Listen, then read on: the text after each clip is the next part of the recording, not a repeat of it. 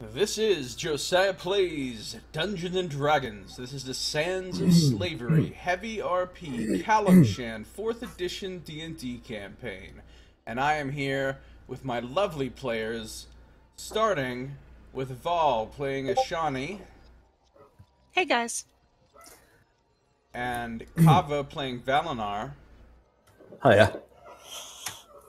Baba playing Ramaka, Hi!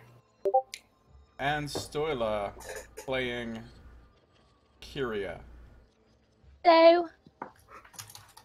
And we are missing one person today, and that is Brian, who plays Zax. So I will be role-playing Zax. Such as I can. Alright, so we've got a lot of stuff going on in Discord.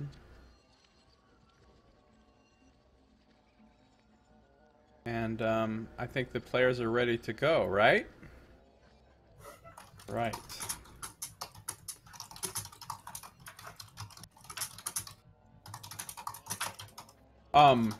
Okay, guys, I have updated the story so far handout with all of the events of last week's session. That was actually quite a few events.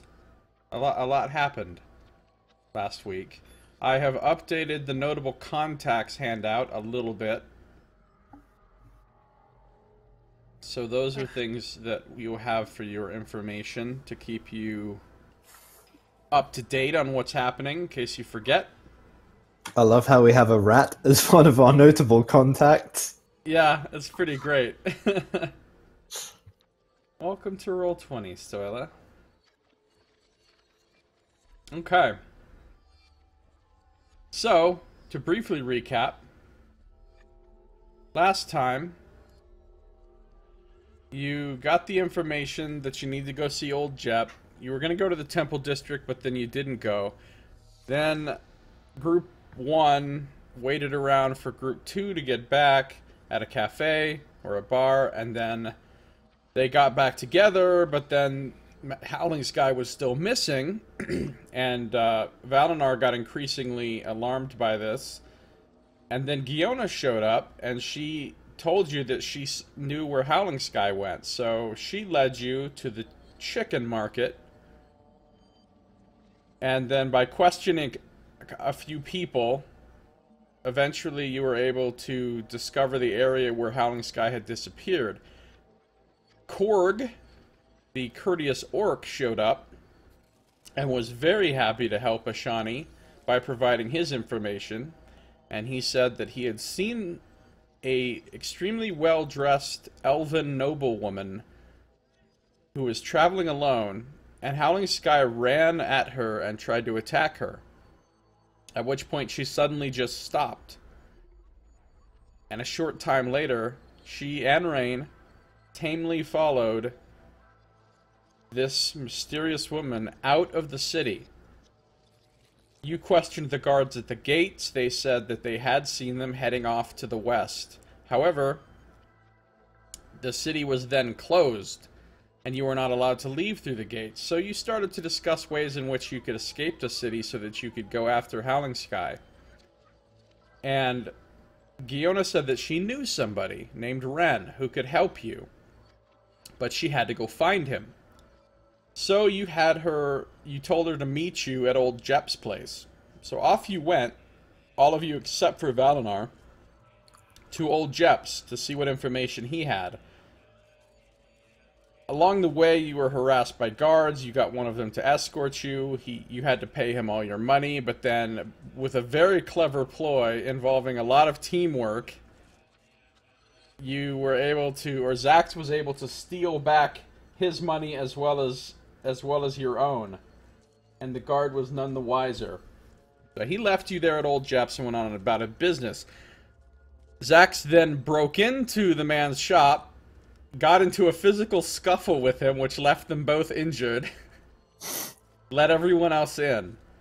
At this point, Ashani pretended to be the man's long-lost daughter, and convinced him that she was, And then they engaged in some storytelling exchange, with Ramaka and Ashani telling stories, and old Jep explaining everything he knew about the battle cloak of Vikaina, and giving you another lead to run down, which was to go talk to Lysel, the old seamstress woman, and her daughter Mia. But you were told that Lysel is badly mentally damaged due to the result of her terrible torture that she suffered at the hands of Fazan Gahul, the High Inquisitor, and that it might be very difficult to get information from her because her mind is just not all there. Battle Cloak of Cocaina. Nice. Now, Valinar was harassed by another guard, and it was quite inappropriate. But he managed to get rid of him by making certain promises. And what did Valinar do after that? So he waited for a few hours, and as Giona didn't show up, he made his way to to Jep's place. Okay, good enough. We will say that you managed to get there just before the next thing happens. So, you guys have spent a few hours at Jep's place. Not enough for a full rest. And it's still evening. I mean, it's kind of technically early morning now, but the sun hasn't come up yet. There's still probably 3 hours till the sun actually comes up. And suddenly there is a loud banging. Well, hold on, let's go back. When you arrive there at old Jep's place, do you say anything to the other group members that might be awake, or do they say anything to you? Is there any conversation that takes place between you? Is it like a glass-fronted shop and I can see inside? No, actually. It's not glass-fronted. It's just got a door. In which case, I would just probably make myself, sort of ensconce myself in the shadows by the door and wait for morning when things open. Oh, you're not going in. Okay. Well, that makes things interesting. Alright. So then, you see Valinar. Actually, aren't we waiting for him? I mean, we're expecting him to show up, right? Yeah, but at this point... Oh, Are well, we gonna... is I think somebody this is up? when everyone's sleeping, no? That I arrive? That's the question. Are we going to have someone on watch? That's a great question. I think Ramaka would be on watch because she's just kind of nervous about this whole situation, and it could go even worse if he, like, for whatever reason, realizes she's not, Ashani's not his daughter. Yeah, I don't think Ashani's going to sleep very well in any case. I'm not sure she'd be able to. She's not really feeling great about this whole situation. Okay, so if one of you is upstairs, you can look out the windows down onto the street below. Yeah, and I feel like if we were awake, we'd be, like, periodically checking for our friend. Alright, well, you see him down there then. Okay, let's let him in. Mm-hmm. Alright, you let him in. Thank you. I thought I would be spending the night on the street.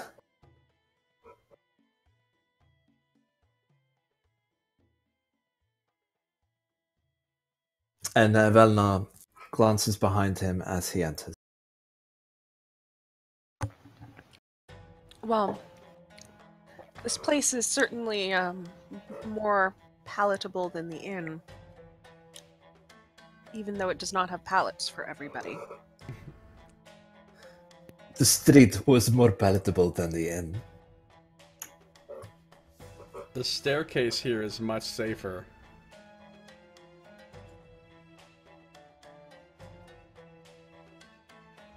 Yeah, there's a sign that says cow leather not accepted here. Did you have any success? No, Giona did not show. I am calling her rat by its name. Okay. I will fill Valinar in on what had happened, at least in summary. The misconception of being his daughter, the story of the cloak, the new leads we have. Well, all I can say is it is extremely fortuitous that you bear the resemblance of his lost daughter. That is a surprising turn of events, but it leaves me uneasy. Well, perhaps fortune, for the first time since entering the city, is finally turning to our side.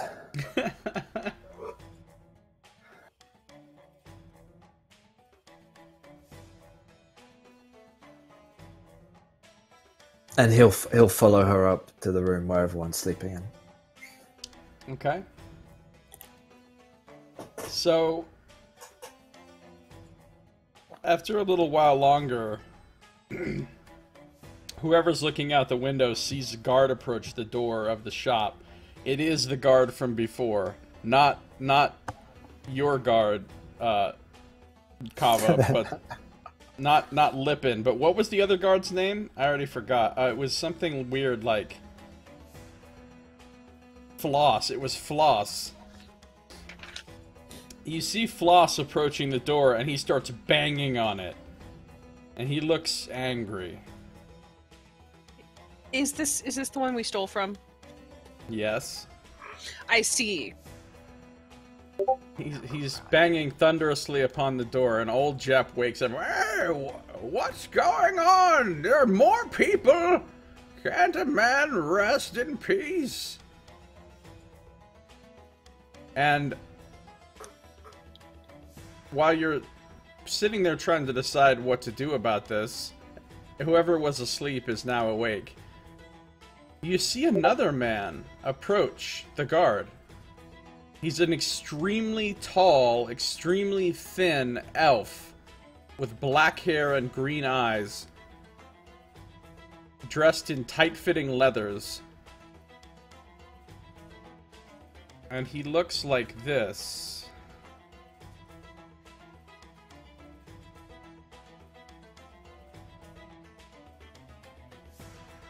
You see this elf come up to the guard, and they start exchanging words.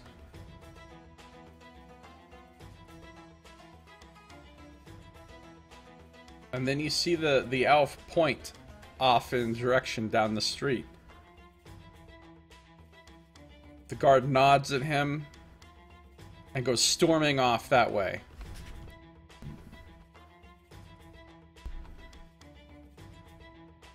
The elf just kind of leans against the wall next to the door and just reaches out his hand and just taps on the door with the back of his knuckles. Do any of us recognize this man? Nope. This elf? Is it dawn yet? No, it's still about 3 hours to dawn.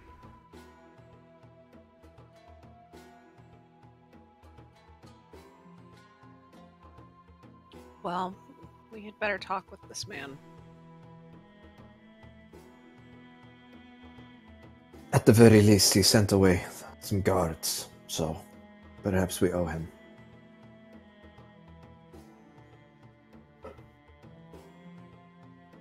So what are you doing?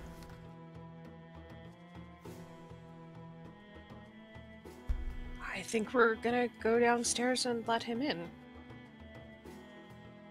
Okay. Who's opening the door?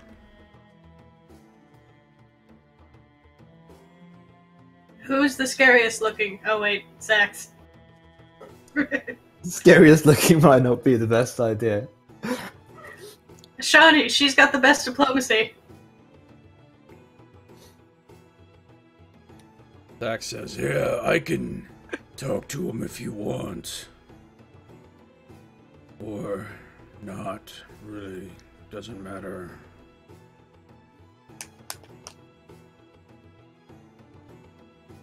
He's an elf, right?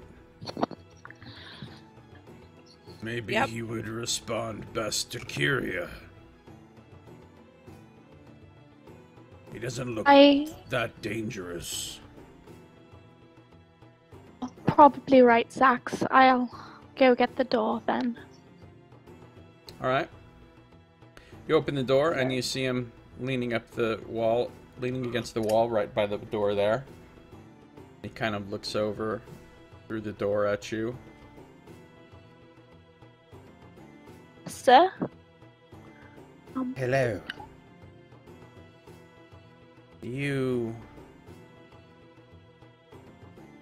You're with the dwarf and the bugbear, right? Maybe. Why are you asking? Zach's just like standing right behind you. He just looks in and he sees Zach standing right behind you.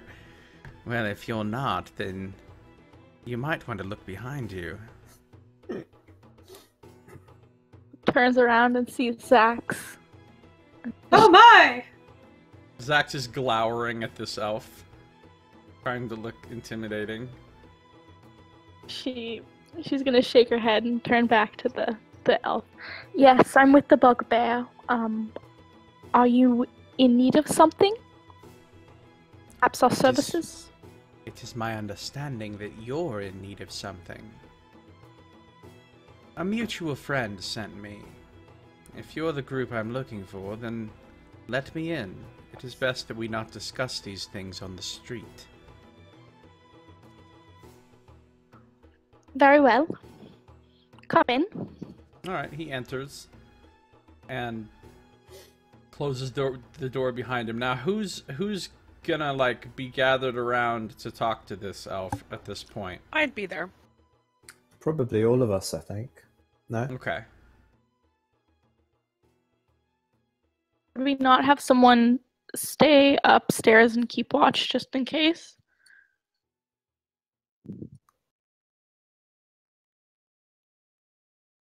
Is Ramaka doing that? Yeah, she can do that. Okay.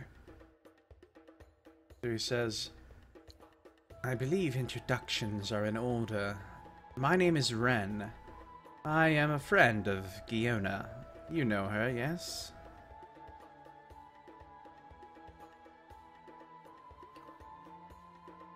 Wait, she was looking for you last night? You are her contact?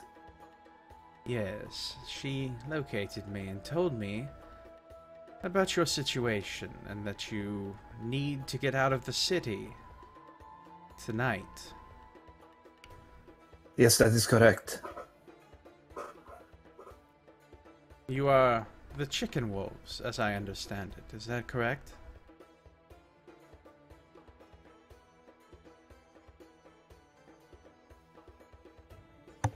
We have been called such.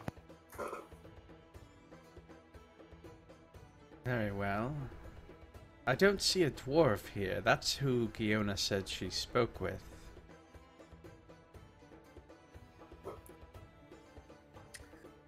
She's upstairs keeping watch for guards. Ah, good enough.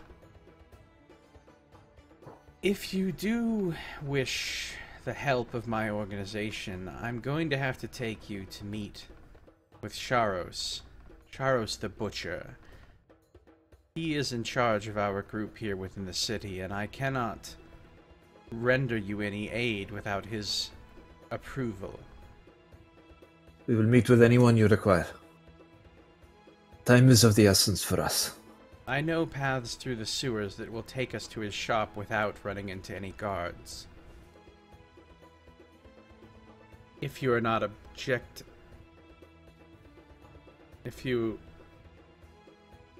do not object to traveling through unpleasant paths.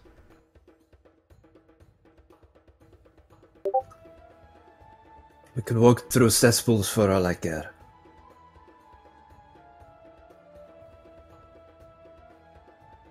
Alright, so you're obviously going with them. Is everybody else going to go with Valinar and Ren?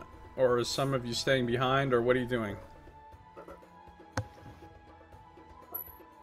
I think this may be the time to discuss whether we need to split up to attend to both of our concerns, or... Zax is looking at this guy very suspiciously. I don't trust this guy. He's gonna make an insight check. Ooh, okay. I still don't trust him. How do we know you are who you say you are? Maybe you're just leading us to a trap. Robbed or killed.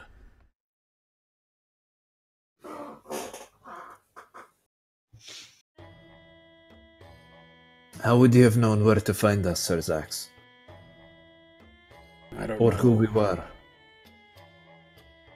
He says, oh, by the way, that guard out there, that angry guard was looking for you, and I told him that I'd seen your group heading off the other direction, so he left.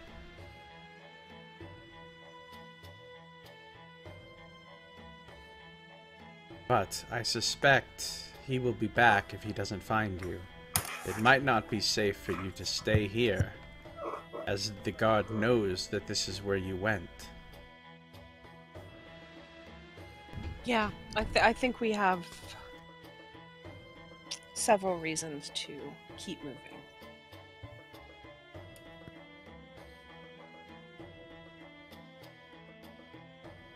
Zax says, Well, I'm staying with Kyria no matter what.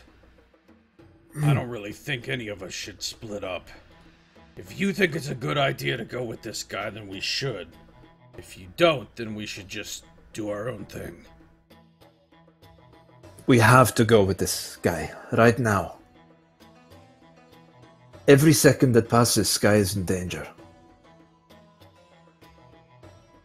What do you think of this guy? he kind of, Zax kind of pulls Kyria aside for a second and asks her very quietly, What do you think of this guy? Does he seem legit to you? She's gonna give him a good once over. Just go look at him. Insight, of course. oh! You have no idea. He seems incredibly inscrutable to you. Ashani, he seems kind of okay to you. Like, you don't really detect any veiled deception or anything here. But you're not 100% sure, because again, he's kind of an inscrutable character. Well, Zax, I know what I think of this guy, but the rest of the group seems to want to. I would much rather not have to go through the sewers, but we are in a group and we do have a job to get done. And if our comrade is missing, it may be best if we go and find her. Alright. Well, Valinar, you seem like you really want to go, so I guess Kyria and I will go with you. I can't speak for the sisters.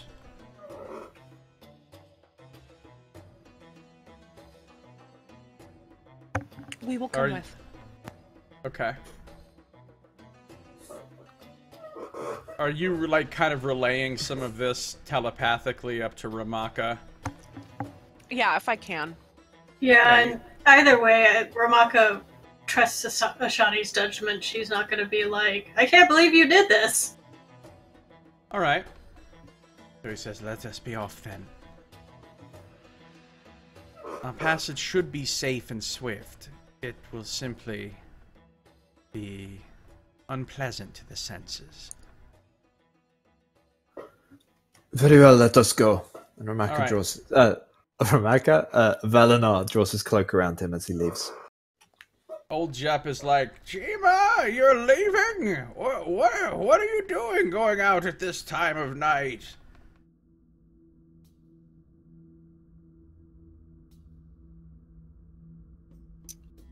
Oh dear. Don't worry.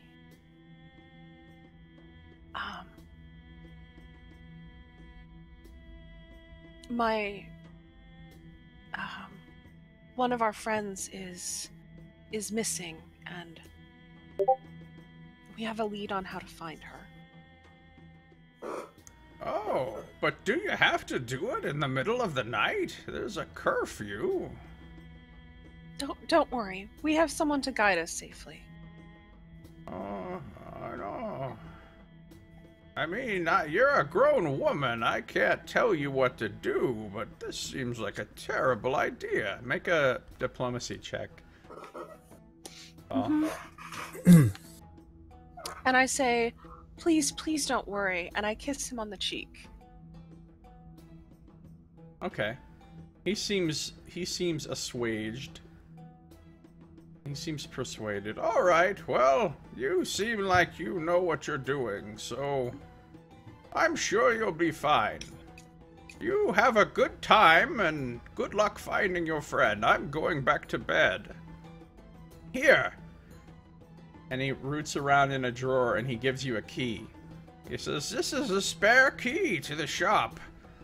When you leave, lock the door behind you, please, but then you can come back whenever you want. Of course.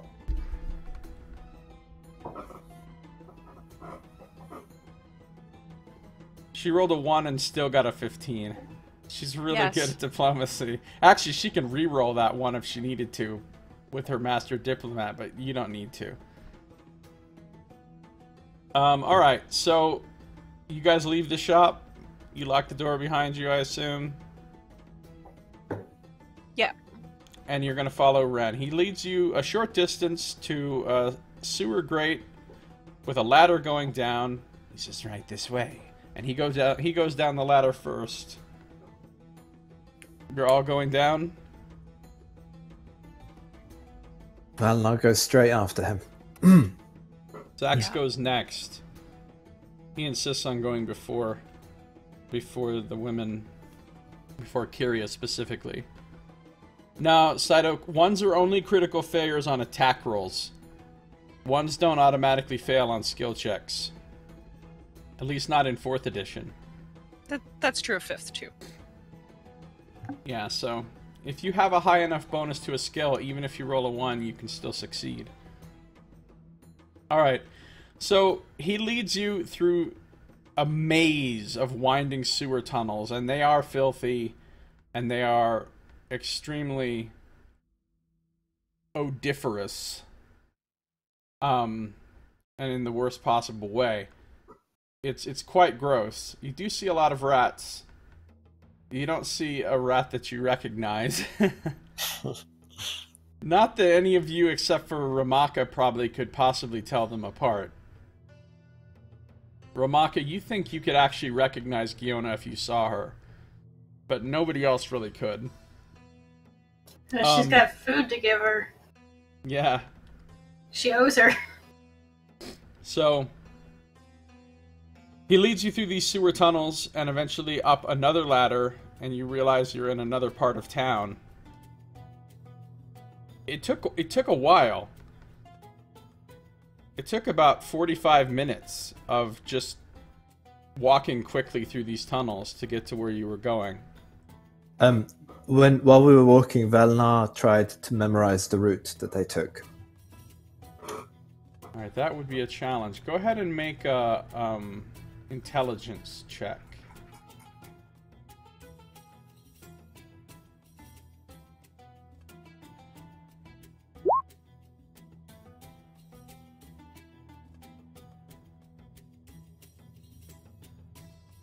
Nine. You think you've got it. Okay.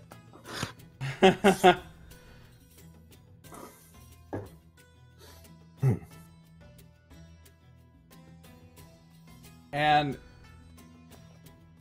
he brings you out into an alleyway.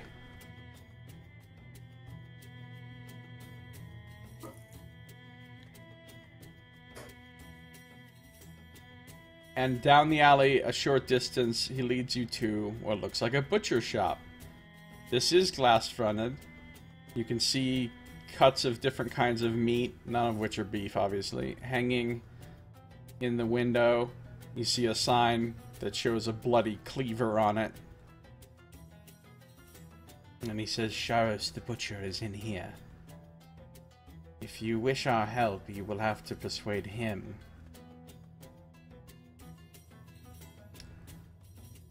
So he sort of just opens the door for you and gestures you inside.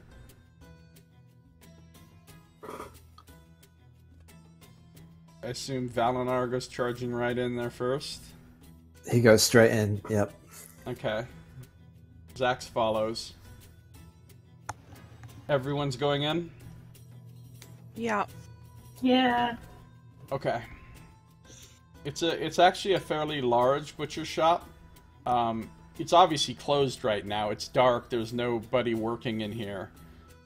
But you see a big, bald, tanned human with a majestic mustache. And you notice he's got a few scars that you can see. Unusual looking scars on his like neck and even on his head and on his arms and hands. He looks a little something like this.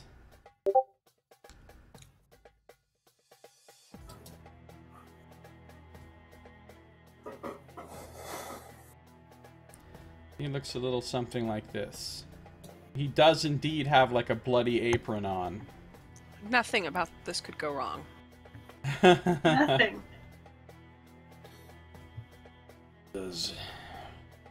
Greetings.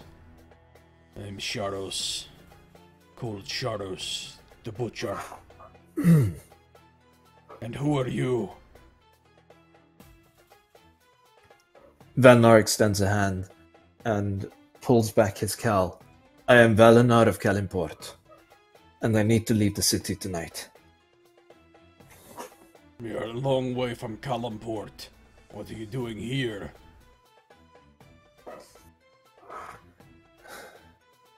Looking for mercenary work. I've heard you are some sort of chicken wolf group, is that right? He does his best to suppress a smirk. Yes, you could call us that. Who else is here? He looks at Zax. Who is this big fellow? And Zax says, My name's Zax. Sir Zax, actually. It's a long story. Sir Zax. Interesting. and you... And he looks at Kyria.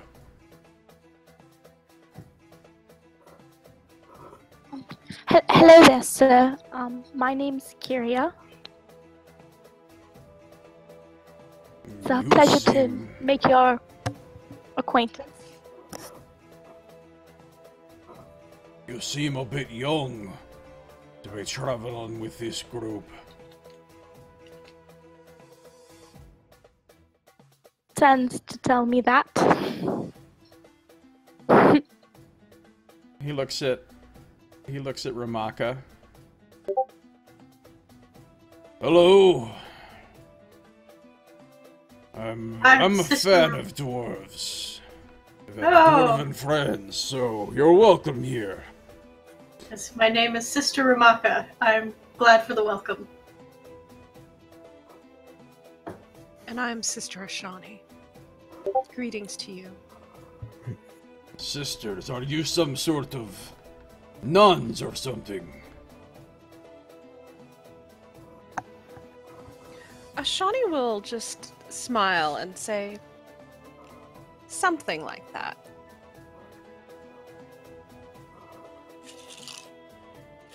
Alright then.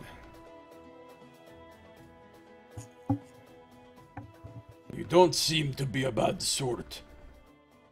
Though you never know in this city. Can't trust anyone. I represent an organization, and I'm not going to tell you what the organization is yet. This organization can be very helpful to you. Among other things, we can help you escape the city, get in and out without being seen by the guards. We can help you in other ways as well, but I need to know what you're doing here.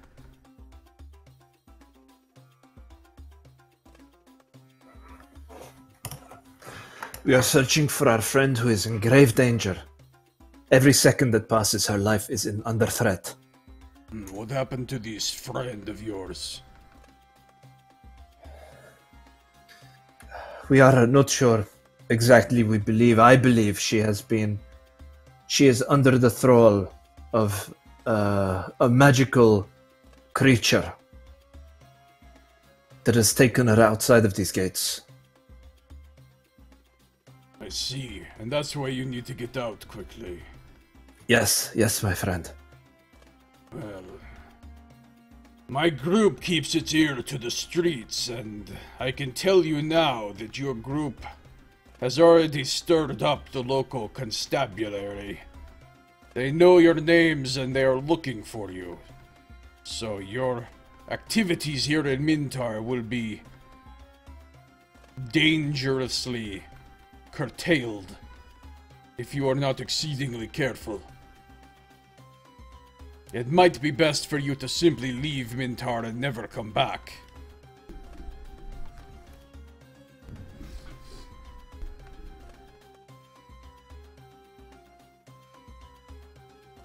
We truly have no desire to stay in this city long term. There is one other small matter we should attend to during daylight, but it is not as urgent as finding our friend. What is this matter? Simply, talking to an old friend. An old friend? A family eh? friend.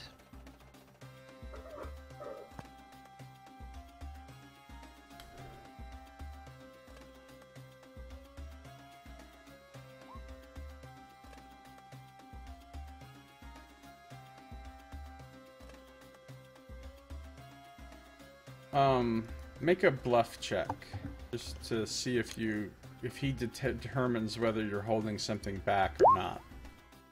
Alright. You successfully bluff him. He says, alright then. Well, the way this works is we exchange favors for favors. If you want our help, you must help us. In the future. We don't have anything we need from you right now, but if you are in opposition to the servants of Bane here, then you could be a friend to us. We are not ask... friends of Bane. Yes, neither am I. Let me ask you a question. Have any of you ever heard of the Janissar?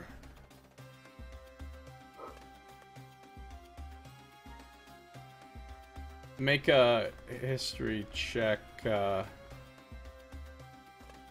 Valinar. It's an obscure, it'd be a really obscure reference for anyone else, but you have a pretty good chance of having heard of them. Yeah, you have heard of the Janissar, Valinar. In fact, at one point, years back, you had considered seeking them out before you left Calimshan. You know that the Janissar were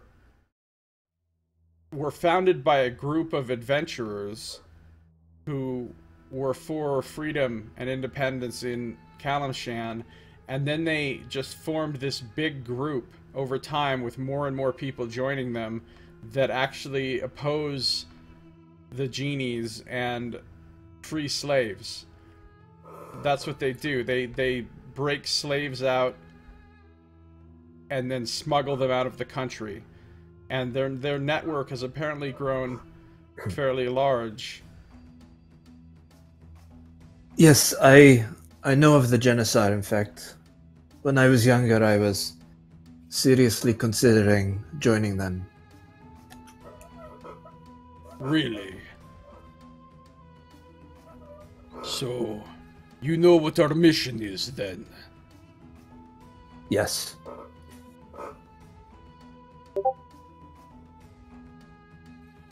Do you have similar beliefs? Yes, we do. It is our larger purpose here. Here in the city? Have Possibly. you come to free slaves? Not directly. You would find that very difficult here. But it warms my heart to hear that you are opponents of slavery. Very well. The Janissar can aid you here in Mintar. We can get you out of the city tonight. We can get you back in if you need to get back in. We can help you by distracting some of the guards and keeping them off of your trail a little bit. And, well,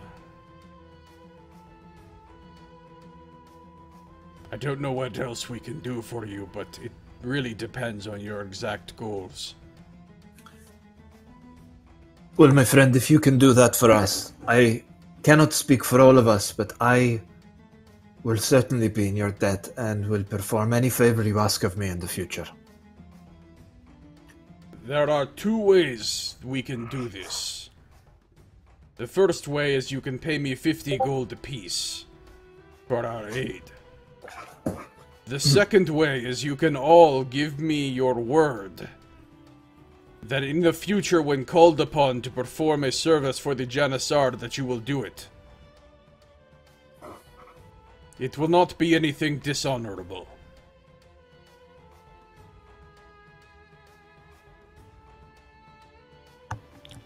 I send a question mark mentally to Ramaka. Ramaka sends back, if this furthers the goal of freeing slaves, I say we take the favor.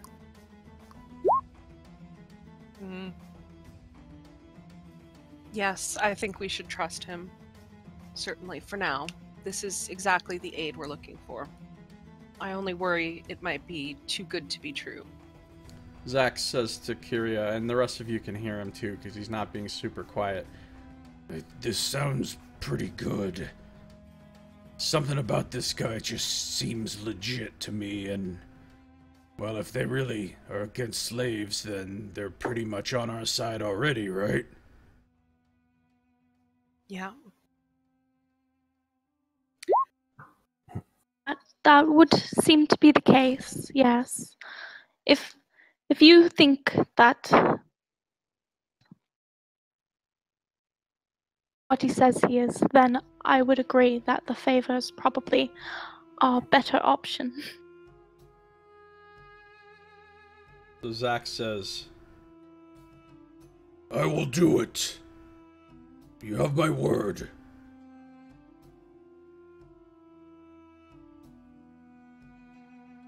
Charles just, like, looks expectantly at Kyria.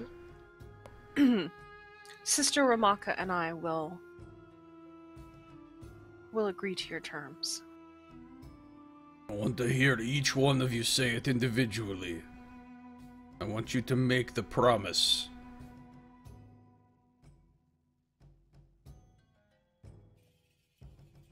So he looks at Ramaka. I make the promise. He looks at Kyria. When you need, will be here to help with whatever He nods, and then he looks at Valinar finally. I will be at the service of the Janissar when they are in need. Perfect. Alright then. The first order of business is getting you out of the city, right? Yes, and we must hurry. Very well. Ren can take you out. Follow him. He will wait. He will wait. Well, how long are you going to be before you come back?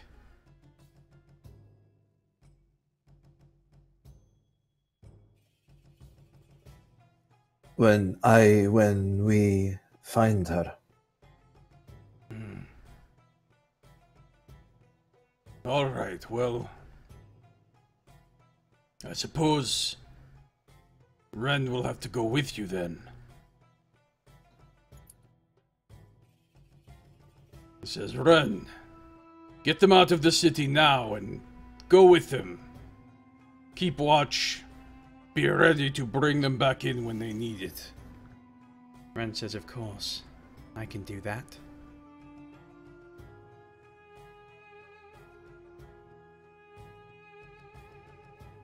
And he looks like he's ready to go. Is anybody else doing or saying anything before you leave? Valnar turns to the group. This is something that I must do, but I cannot make any of you come with me. And I know that our higher purpose is here. Who will come with me? We cannot accomplish our higher purpose if we do not protect our friends.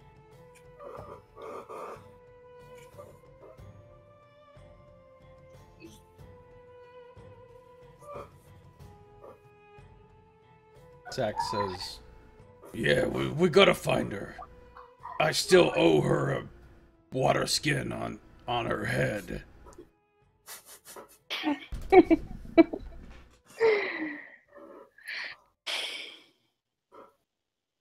Plus, I kinda like that wolf.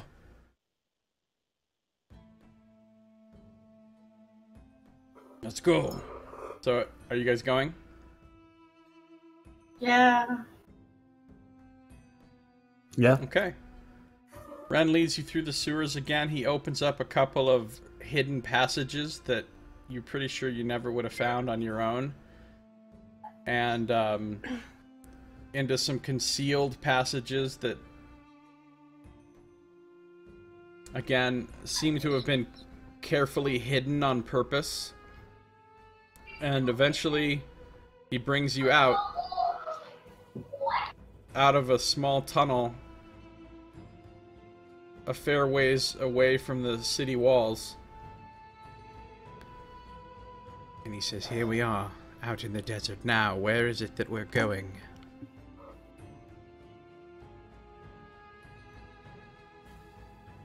Valnar takes a deep breath. Yeah, it's nice to get the fresh air. I never thought the desert air would smell so fresh.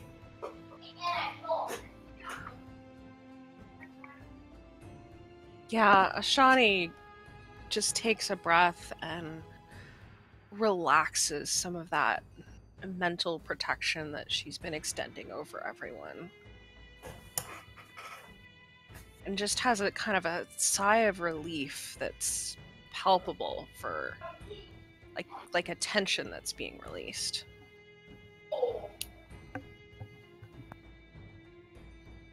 Okay.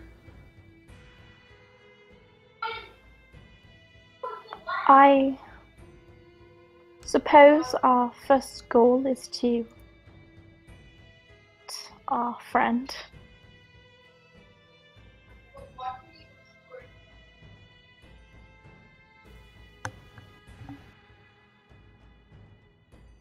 Do we... And where is your friend? She was... She was... Go ahead. No, you go. She was taken out of the city against her will. We are trying to pick up her trail. The guards at the gate told us she was heading west. with her captor, an elf lady.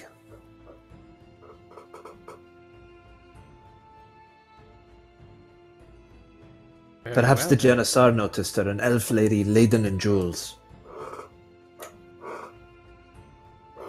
Yes.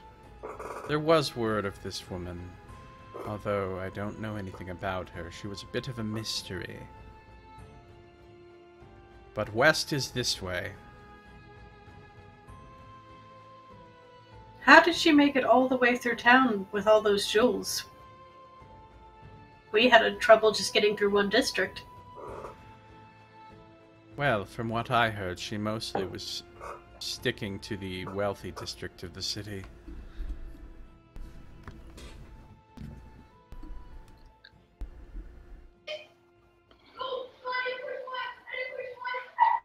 People said that she had an unnerving manner, and a stare that made people feel very uncomfortable. I never actually laid eyes on her myself.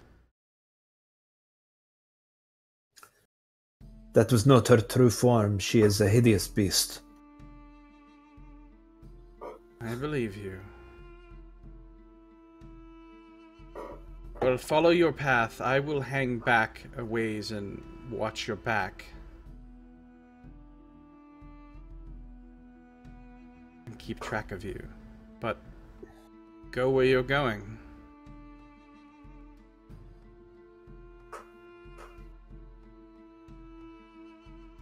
So you're gonna head around to like the west side of the city? Oh, where are we right now? You're kind of outside of the east side of the city.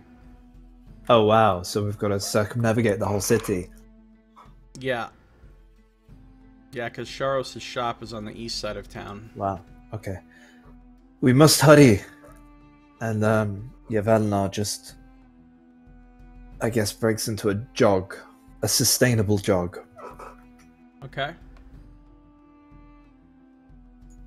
Zach's kind of, here we go. And he sort of jogs along after you. He looks back at Kiri, he says, is this pace okay with you?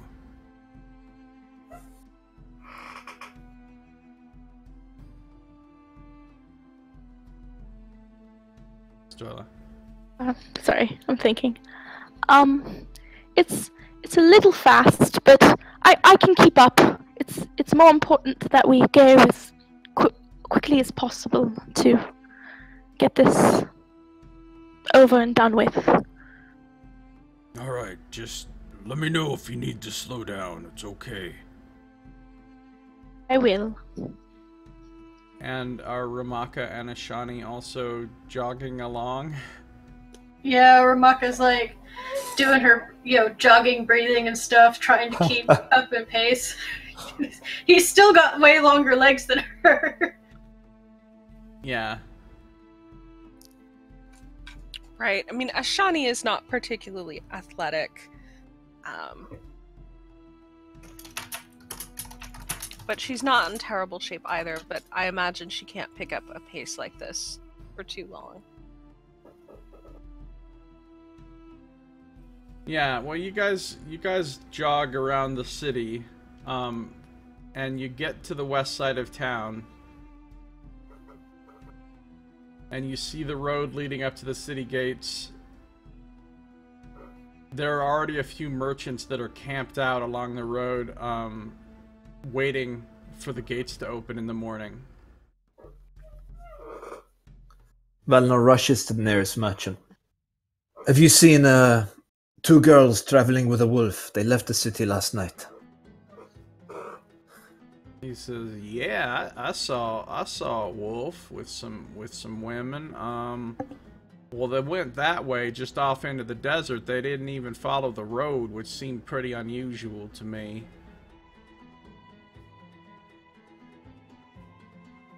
Something was really off about them, too. I don't know what it was, but they just didn't seem natural.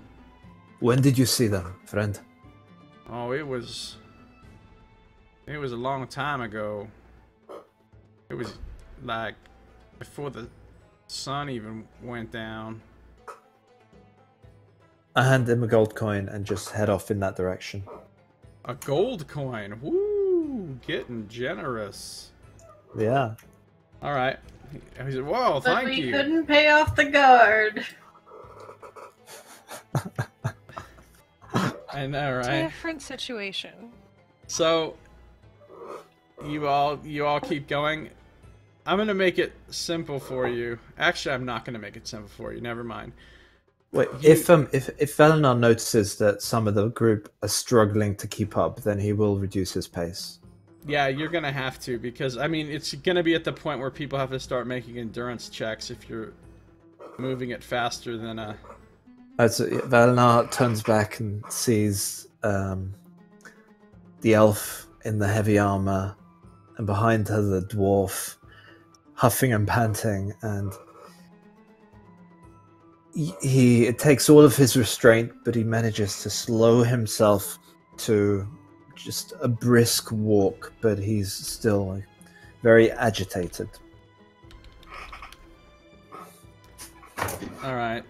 Sister Ramaka, Yes. you have that glowing spirit friend thing, do you not? I do. Perhaps it could scout for us, and we could take a quick breather. It can't go too much farther away from me. I see, but Yeah. could it maybe...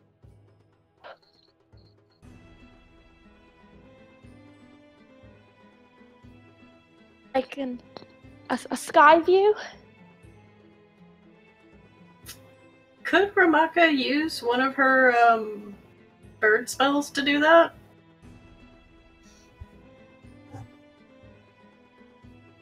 What? Yeah. What spell do you want to use? Oh no, I don't have my character sheet. It's on my other computer that died. Hold on, I'll give you a link. It's one of the healing spells.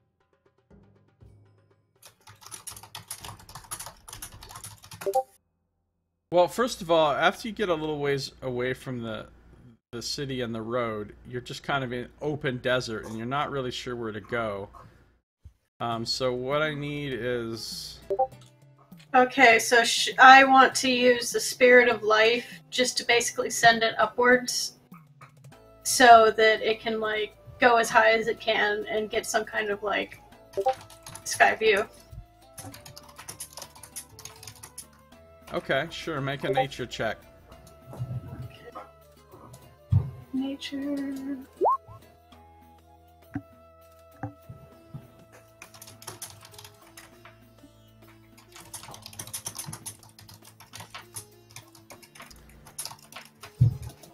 You try to call upon the primal spirits to do what you want in this case, and it seems that they're not answering. Okay. You get their voicemail. Well, like, Ramaka, she had grabbed a fistful of sand and tossed it in the air with the intent that it would turn into a bird, and it kind of starts to take a bird shape and then just falls down to the ground. Yeah. For some reason, you're just not attuned to the spirits in this place. But I do need everybody to make either a perception or nature check, your choice.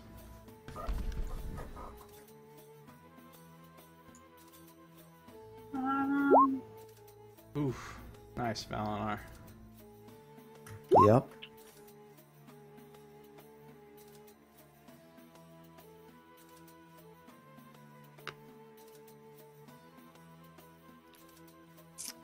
Also, as we're traveling, I'm trying to, like, review the path we took out of the city and try to keep that in my brain. Ooh, look at Zax. Ooh.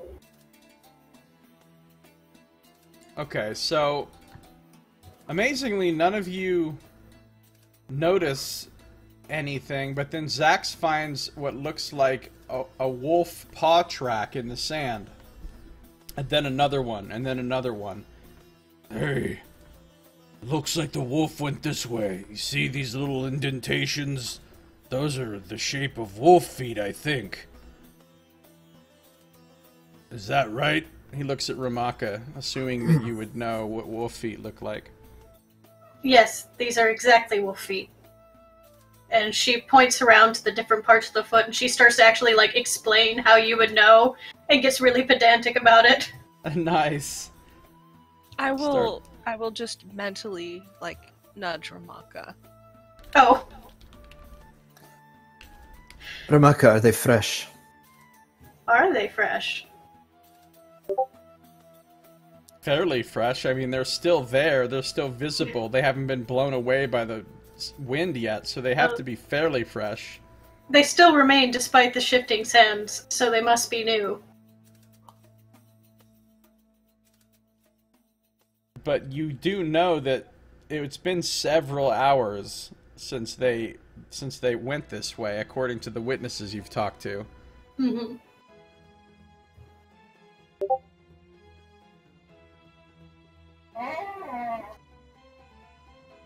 Okay, so you're following these tracks, I assume? Yes. Yes. All right, you're able to follow the trail. It's very faint, but you're able to follow it. And you do so for several hours. The sun comes up, it starts getting very hot, a very dry wind blowing sand in your faces. Ren is actually hanging so far back that a lot of the time you can't even see him. He's trailing you guys, but he's not really with your group. He's just kind of keeping track of you. So he gives you a ton of space. And after several hours of this,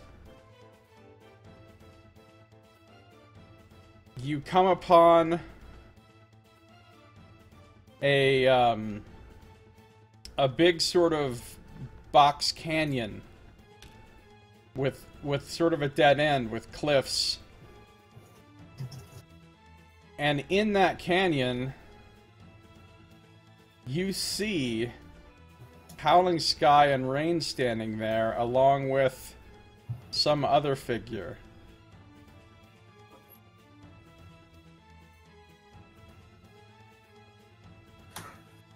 Vanla's eyes widen. He's about to call out to her, and then just in time, he manages to restrain himself. Has Valinar explained anything about what he knows about the situation? I don't know. Did you explain anything to them while you were on this journey? Who was at the gate with me? You were, right? Ashani?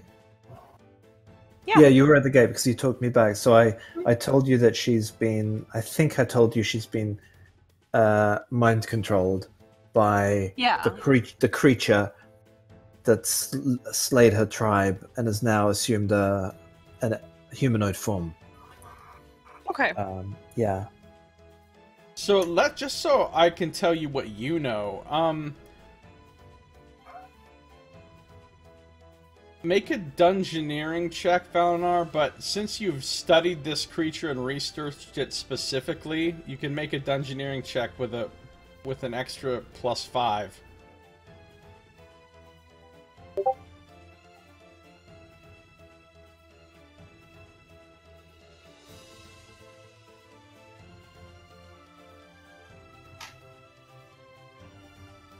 There's my roll.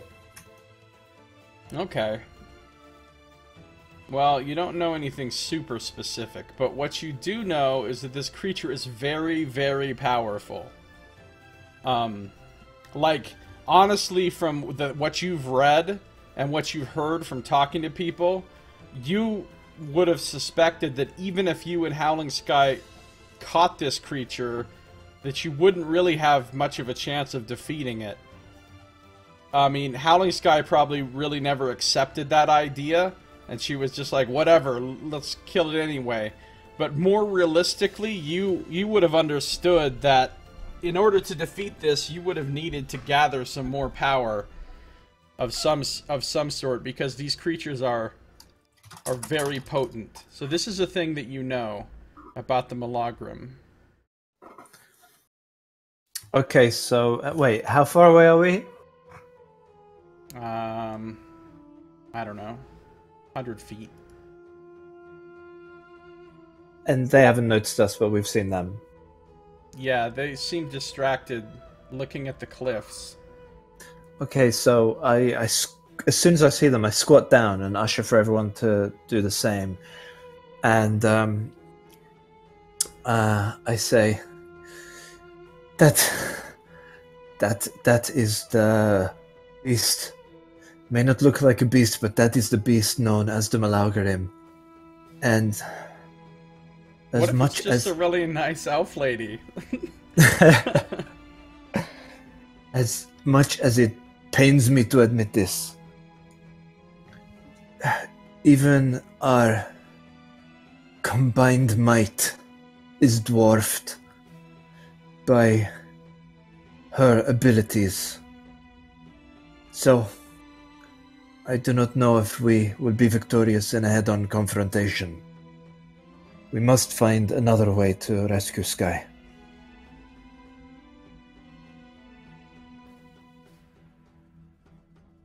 And what do you guys say?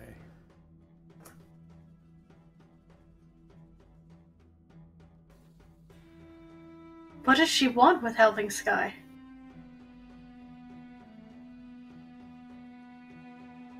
I honestly have no idea.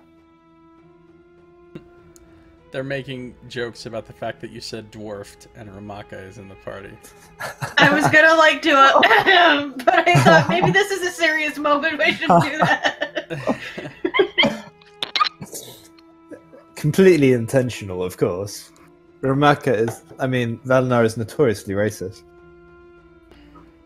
As most Kalashites are. Exactly.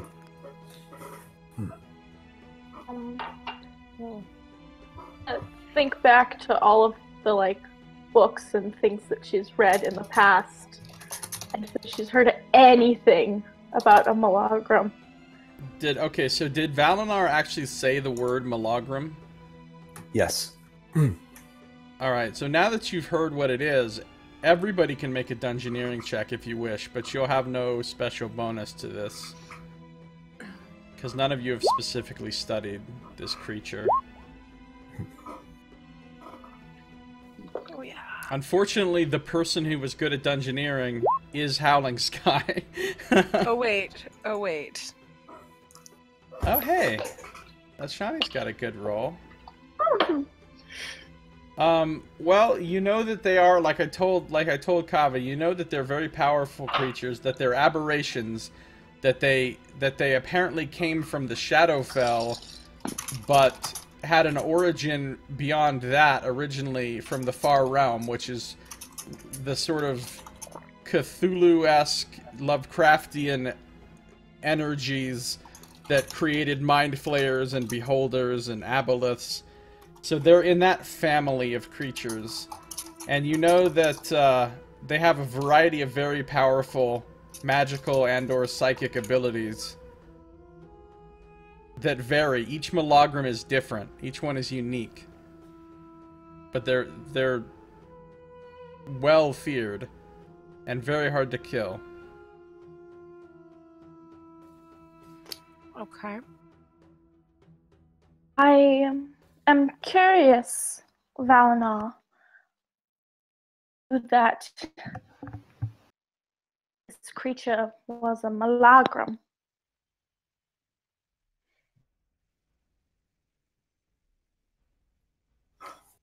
I do not understand the question. What are you asking me, Kiria? You, from right away, from hearing that Sky ran off with Lady, that this was a Malagrim. Have you had any experiences with them in the past, perhaps, to indicate this fact? No, I just know it in my heart. The Malaugarim is the creature that slew all of our tribe. Is the creature that we have been pursuing these past years. The creature that has consumed Hey, her Cactus, thoughts welcome. How you almost every waking moment. And the creature that has given purpose to our travels. The answer was inside him the whole time.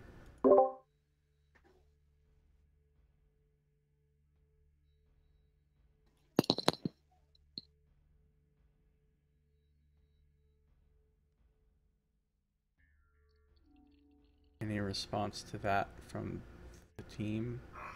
Zach says, I haven't met anything yet that I couldn't kill. If we can just get Sky on our side again, we should be able to kill this thing, or drive it off, or at least, I don't know. I don't know how strong it is, but Simply driving it off means it can come back at any point. We need to kill it. well, yeah, killing it would be ideal, obviously. If it's really, really powerful, though, I don't feel good about endangering Curia. No. And I don't feel good about endangering my sister. Although, truly, I have my own protections against many mental abilities. Okay, hold on, Josiah. So if this is the creature that Sky and Valinar had been pursuing for these years, and he as an arcane scholar, I'm sure, would have, done his utmost to research and learn about the creature, its strengths and weaknesses. Do I think a group of 6 could take it down? Based on my really understanding. just don't know. Mostly because, like I said, Malagrim are all unique. Everyone is different. So you don't know if this is a really strong Malagrim or a really weak Malagrim. Like, there's a whole range. I mean, even the weakest Malagrims are really strong, but it could be on the weaker end of the Malagrim scale. You really have no idea.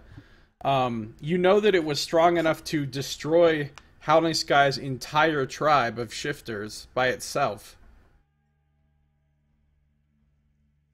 Is there any way either Ashani or Valinar could try and gauge the strength of its arcane signature? Not from this distance. Okay. The other question I was going to ask is, what do I know about these kind of mental controls? I mean, Well, as a scion, you know quite a bit. Yeah. About the principles of dominating someone's mind with psionic power. You know that typically, though, what happens is you temporarily affect somebody with a domination. I mean, you temporarily sort of force them to do what you will, but their own will and personality remains there, and usually it wears off pretty quickly. You're also aware that there are some creatures, again, usually of the aberrant variety, which have the power to permanently enthrall a creature, which is a much different thing in that if they permanently take over your mind, they make you their slave forever. And it can't be removed or dispelled in any way. The only way to free somebody from being a thrall of a mind-controlling aberration like that is to kill the creature. But you have no idea whether that has happened to Howling Sky or not. That definitely answers my second question, is do I think I could disrupt this? Okay. If it's just under a temporary control effect, you could. If it's been permanently swayed to the side of the creature, then, I mean, then there wouldn't really be anything you could do. Well, Alright, can you just... there wouldn't be anything you could do quickly. Potentially, if you got the person and you had them restrained or unconscious or something, and you spent an extended amount of time doing like a ritualistic kind of psychic surgery sort of thing, you could probably alter their mind back, but it would take you a long time. Right. Can you describe our surroundings again? Yeah, you've got open desert heading up to a box canyon. There are cliffs and a dead end, and the three figures are standing inside that canyon, looking at the cliffs. And that is assumably Sky. Sky, The Rain, aberration. and this elf woman. Okay. Yep.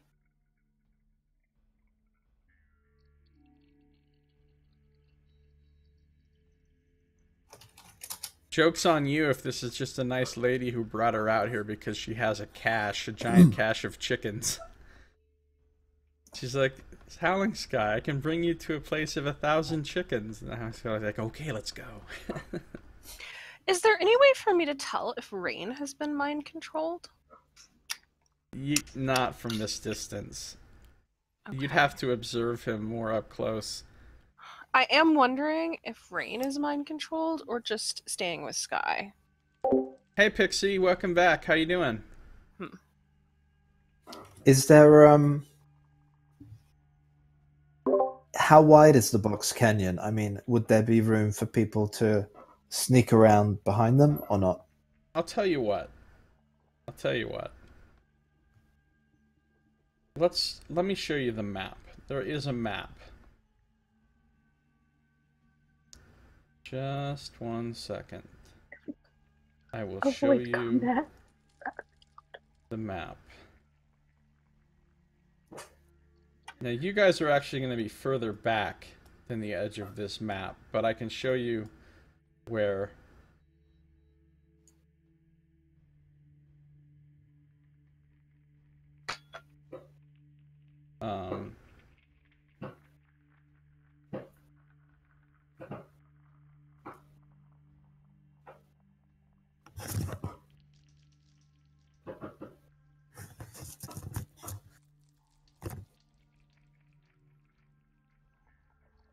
show you where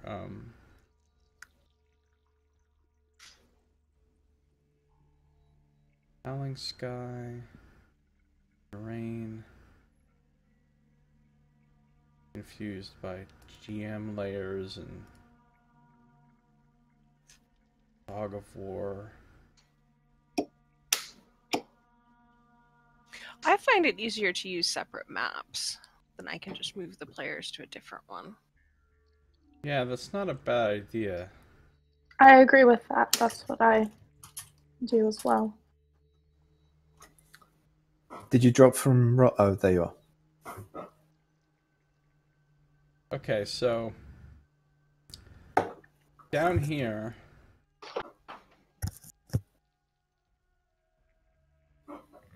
do you guys all see it now? Mm-hmm. What's the Yeah. scale? Well, each square is 5 feet. Okay. But you guys are actually a little further back than where your tokens are. You're off the map at this point. How high are the cliff walls? About 20 feet. Okay.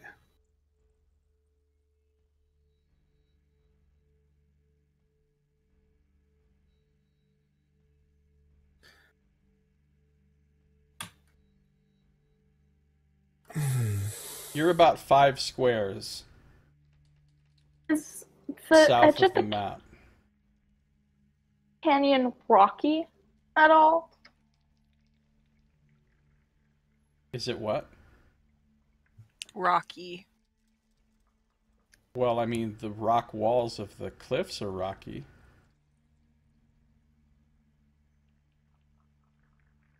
Or Is not there- Sky? Yeah.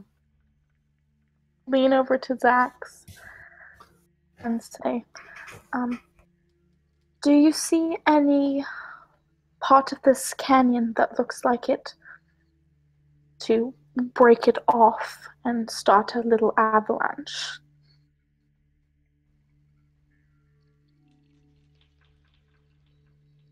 Twenty Who'd you feet isn't very high. It's not. Who'd you say that to?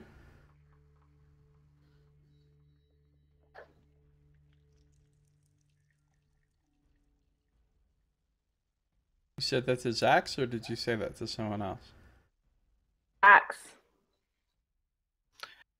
I don't know. I can't really tell from here. If you want me to go sneak over there and scout things out more closely, I could. I have a suggestion. I will climb the ridge to our northwest. Follow it around to the north. I can try and draw their attention while the rest of you move to behind the rocky outcropping to the northeast. Perhaps if you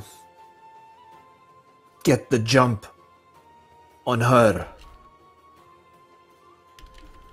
if we harm them enough before she, the Malogrim, has even had a chance to act, perhaps her spell will be broken. That, or we end up gravely injuring our friends with no success. You will only attack the Malogrim, not Sky. I see. Wait, does Val not know anything about mind control effects? Or whether, like, damage would break them or anything? You can make an Arcana check. Shawnee will share, some of what I know about them. That may help, but that wouldn't be helpful against a more long-term effect. I don't think that's the ideal solution in this case. I'm also concerned that if we end up this creature, we may end up like Sky. The fish friend did say that simply walking up to it Well, Saito, caused her to behave this way. looks like both groups are going to be thralls of aberrations. What do you have in mind?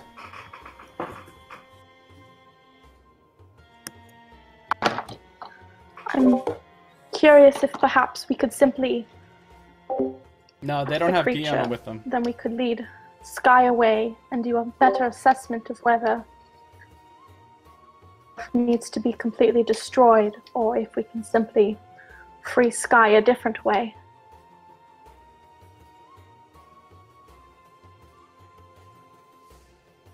It is probably worth mentioning that I may have the strength of mind to temporarily, at least,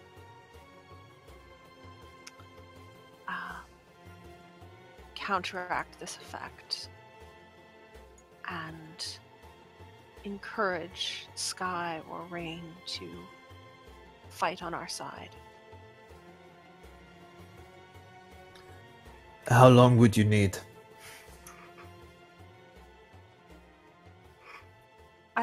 I don't need to prepare at all. I cannot guarantee it will work, but... And Sir Zax, I have a sneaking suspicion that this is right up your alley. Any ideas how we might proceed? They're not going to like this. Everything about this is a terrible idea. Zack says, Well, I could sneak around on the top of the cliffs on the other side and maybe try to get the jump on it or something. Maybe you and I keep it busy while the others try to get Rain and Sky out of here. I don't know.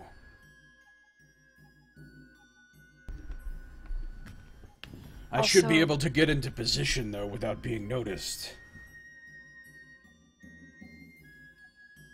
You, on the other hand, you don't seem terribly sneaky to me.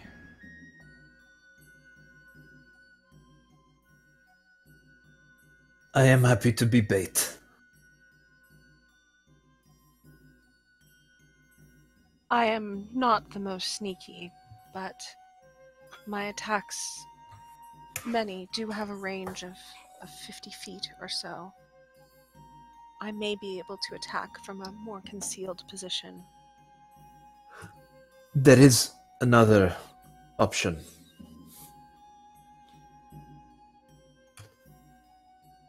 I distract the Malaugarim from the cliff. You try and wrest control of Sky without the Malaugarim realizing what you have done. And all of you leave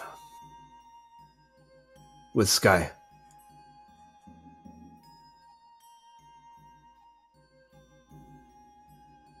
Leave you here? If that is what it takes, yes. I have the feeling that this creature would not leave the situation as that stood, and we would still be in danger. So we have just one choice. Everything about this is terrible. I regret what's going to happen.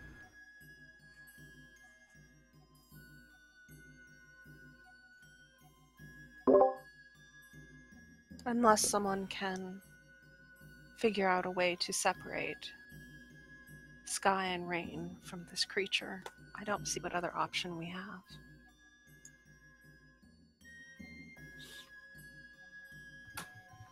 Do we still have any chicken in our bags?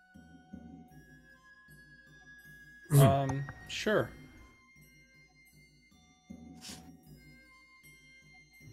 Delicious rotted chicken. Is it rotted? Zach says, what is this thing's, like, mentality like? I mean, is there a chance that Ashani could just, convince it to let them go?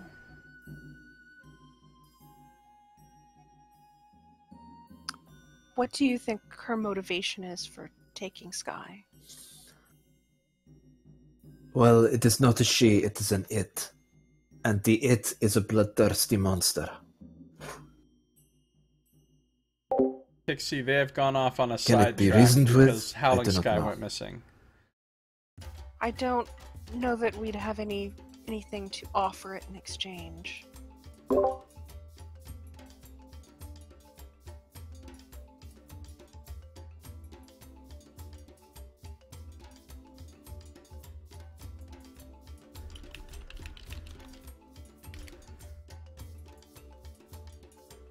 I say we fight. And if it is going poorly, I will try and keep her occupied while the rest of you flee with Sky. I still think that's a terrible idea. Well, You've said yourself how powerful this creature is, and we still don't fully know exactly how strong this mind control, as it maybe is. We may not even have a chance to attack it. We may all end up like Sky. We must do appreciate- something. We appreciate your willingness to sacrifice yourself if we are in danger. But I don't know that any of us could leave you in good conscience.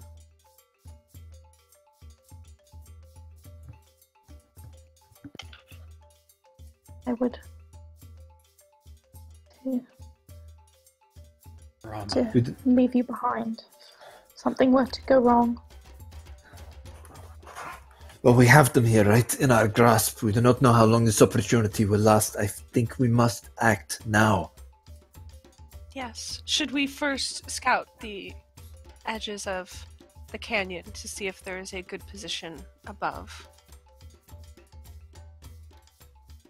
A good position for fighting from ranged. At least for some of us. Certainly.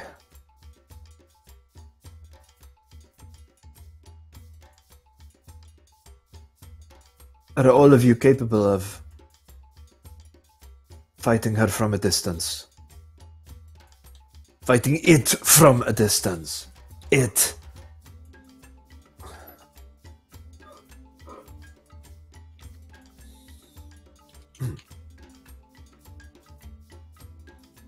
I'm not combative in a ranged capacity, but if we feel ranged is best, it may give me a better chance at assessing the situation for all of you. Very well. We attack from above. I will attract their attention. Ashani can try to wrest control of Sky or free Sky's mind. And perhaps all of you can attack while her attention is on me. At least we have the element of surprise on our side. If nothing else. Before we go barreling into attacking, Ashani, can't you just do what you need to do from here? Or perhaps if we can sneak up closer? I would prefer to be concealed so that she doesn't necessarily know immediately. But my range is about 50 feet. So if we get close enough for me to attack from the front, she will see it. If we perhaps can get you down into the clearing. Would any of you like to lick the creature? Or do you think you could? Yeah. You're forgetting one thing, Lady Kyria. Sky is extraordinarily perceptive. It would be very hard to sneak up on Sky. Yeah. That is true. But at least up on the cliff we can remain out of sight, completely out of sight. Until the time warrants. Worry where I do agree that we do need to do something, but I worry that some sort of trap.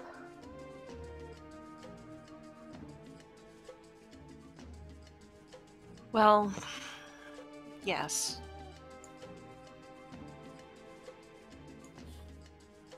Seems almost too optimal. We have them in an enclosed area.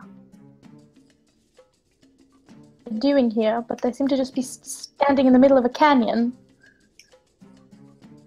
Yeah, you can't tell what they're looking at on the walls. It looks like maybe there is something strange on the wall of the canyon in front of them, but you're too far away to tell. Yeah, maybe we will need to all go in the front. I do not know if we have the time or the resources to lay an elaborate trap. Lady Kyria, aside from the obvious trap of surprise.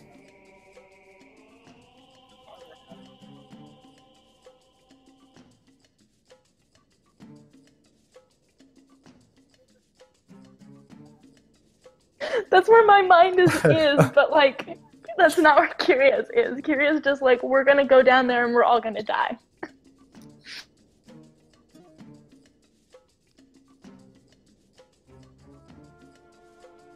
Hey, says Zax. Hey, do you know how fast this thing is? Like, could we outrun it maybe?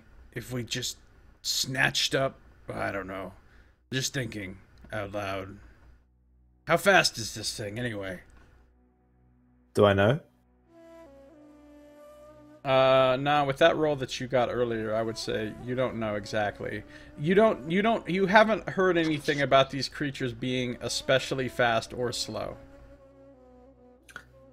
I do not know, Sir Zax. I'm sorry. Do I know anything about their general magical capabilities, or it's just totally variable? It's quite variable, but a lot of times it's a lot of psychic kind of stuff. Okay. Or necrotic kind of stuff. But even if we could outrun it, Sir Zax, it has many magical powers, which we could not outrun. Probably a long shot, but can Kyria try to think back and think of if she's heard of any stories of people fighting aberrant creatures or specifically Malagrams that might be useful in this situation?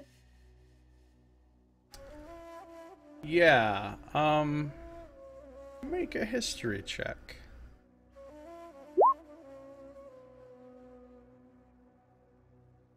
You did read one story about people fighting something that was not named, but which could have been a Malagram based on what you've heard here. And you read in the story that they were able to defeat it with the use of silver weapons.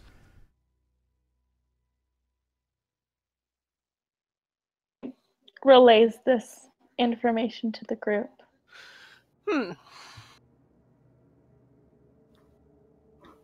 You have any silver? That's the bad news.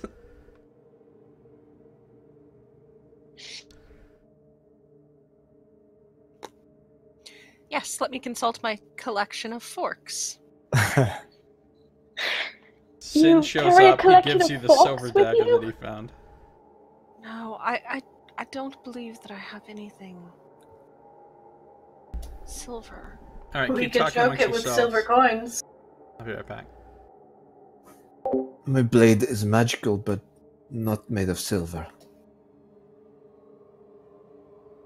Wait, but if it's something as obvious as needing silver to fight Malagrim, surely Val and Sky would have known that, no? Do we have Perhaps. do If we they've have been hunting this thing. silver coins? Just Coins from a sling. pelt her with them. Start tossing silver coins down. From the Alright, sides. be right back. Oh, It's worth a shot. a shot. Oh, I'm trying to think of like a logical plan right now because I know that Kyria does not want to go down there.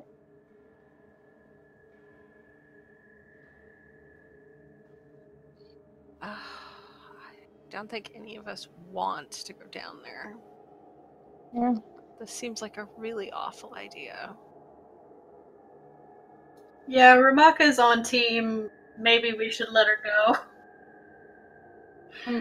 But she's got Ashani to worry about. She's worried about Kyria as well because she's just a little girl. Kyria is Zex and gonna do Valadar great. can handle themselves.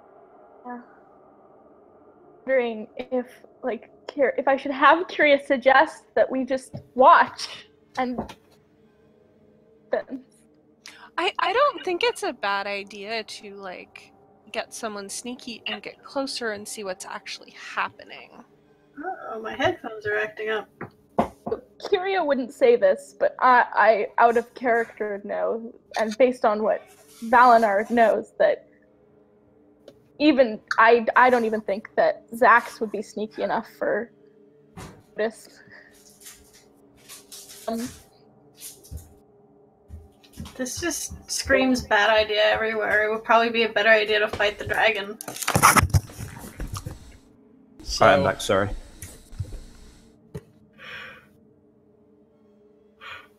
I'm back. Yay!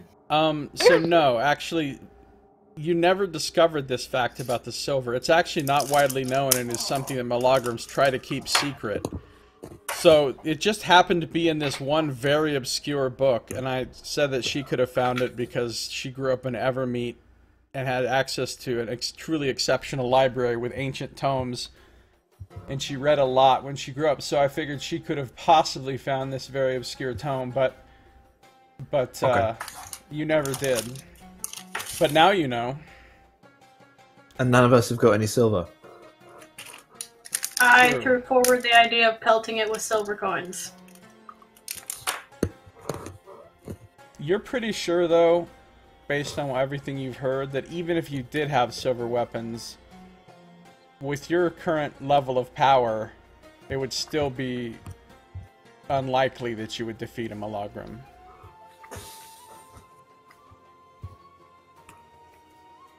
Oftentimes when they've been killed, it's either been by extremely powerful wizards or by, like, whole armies of people.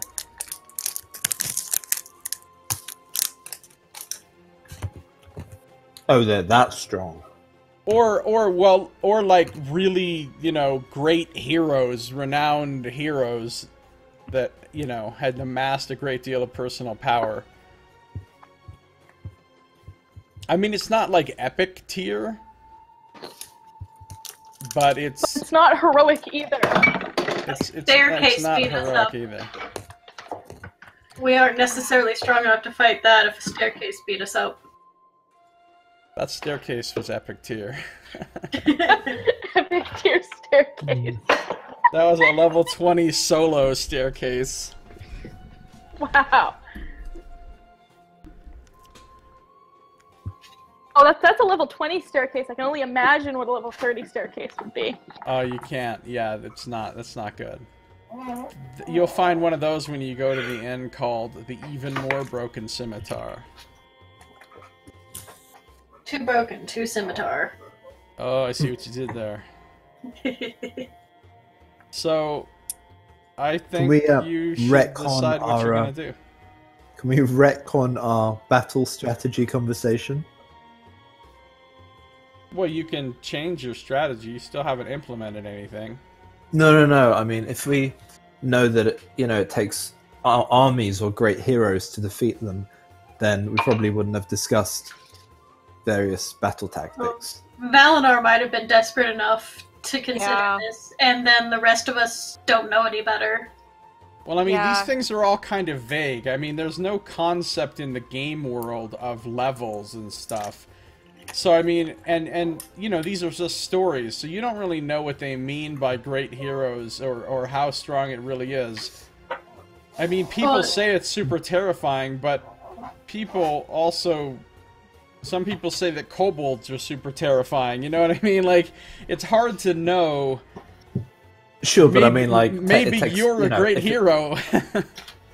But I mean, something that could stand up on its own against an entire army, that's suggestive of a certain level of power. Well, I think it just depends on how much Valinor wants to express to the group. Like, how much does he want this taken care of?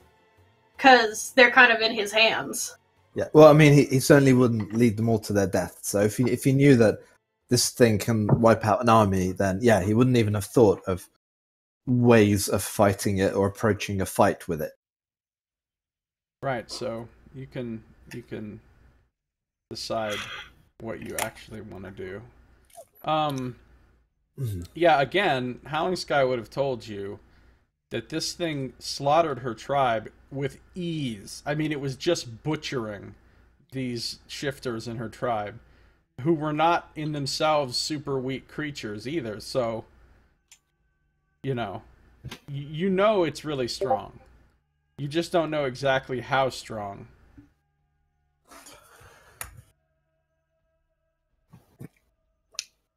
Given that we cannot defeat this thing, perhaps our best objective is to follow them. Wait until the creature is unawares and attempt to escape with Sky.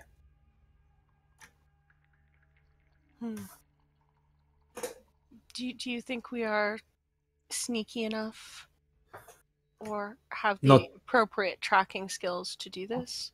Not all of us, but one of us, and he looks at Zax.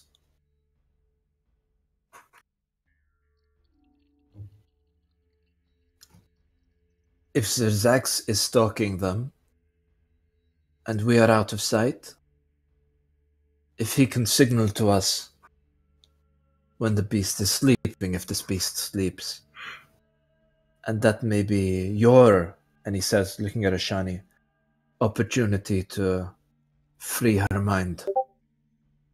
This map is nice.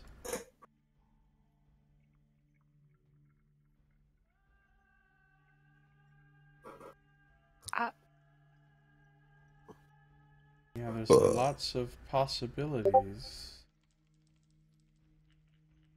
But what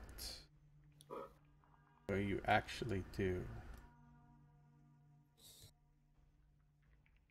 I will salute you for not just charging in there immediately. Taking some time to actually think about this was a good idea.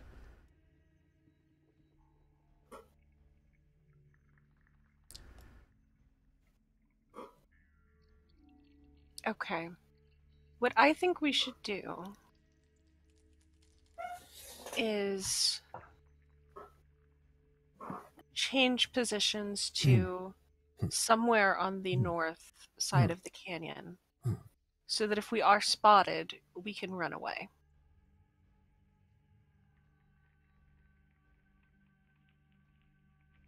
I'll give you this one for free, because you've studied these creatures, Valinar. You know that in their natural form they can fly. Oh. That is less of a good idea.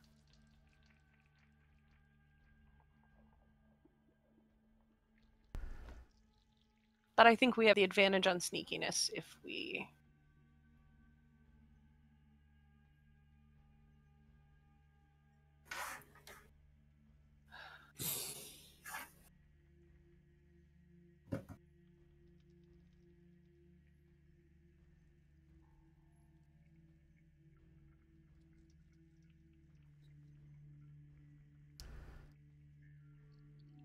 What does everybody else think? Ramaka's still not crazy about this plan, but it's the more safe one. What if one of us try to just get the thing to chase us off to the north? If it can fly up to the top of the cliffs, we could come up from the north on the cliffs. Who's the fastest one? And are they faster than a Malgrim? I think it's you, right, Valinar? Because you can fly and all that? I can fly for a short distance, but the creature can fly at will. I cannot outrun it. But how can you lead it away for a while before it overtakes you?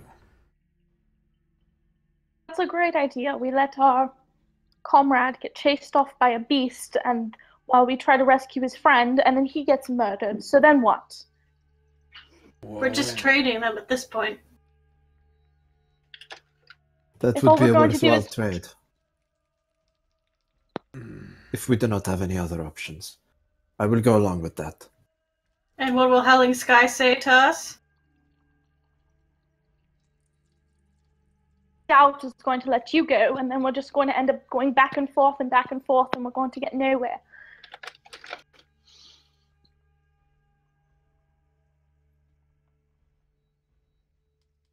Maybe we could try to kill Howling Sky. And then she'd be free, and she'd just be a corpse, and the creature would leave her, and then we could take her and have her resurrected by priest or whatever. How would you kill the creature's thrall under its very nose? Well, somebody's gonna have to distract it again. And I would kill you before you killed Sky. That is Just not an an option. idea. Just an idea.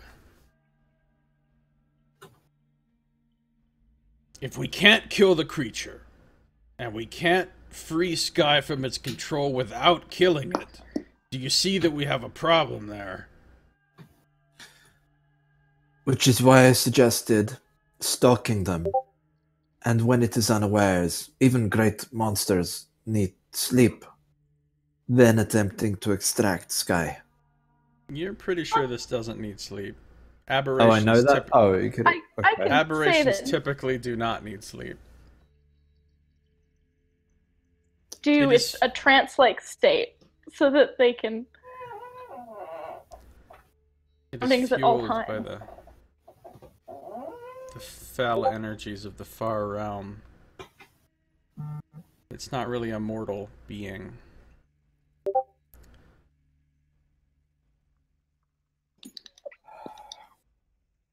Well, okay, then maybe we have to get some allies or something. Somebody powerful.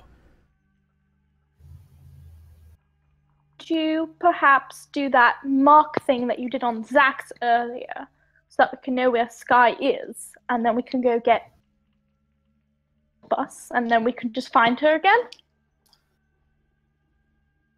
It was an elaborate ritual that took time to complete, and only worked within the confines of a small area of the city.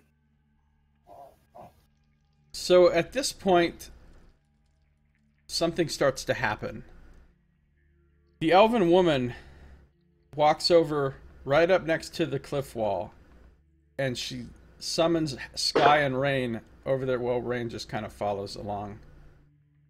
But she summons Sky up there next to her, and the two of them put their hands on the cliff wall, and they're doing something to the cliff, but you can't tell what from your distance.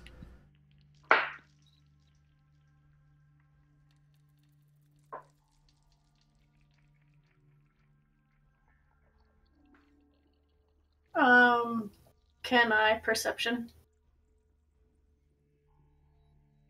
You can roll perception, but you're at a -5 due to the distance.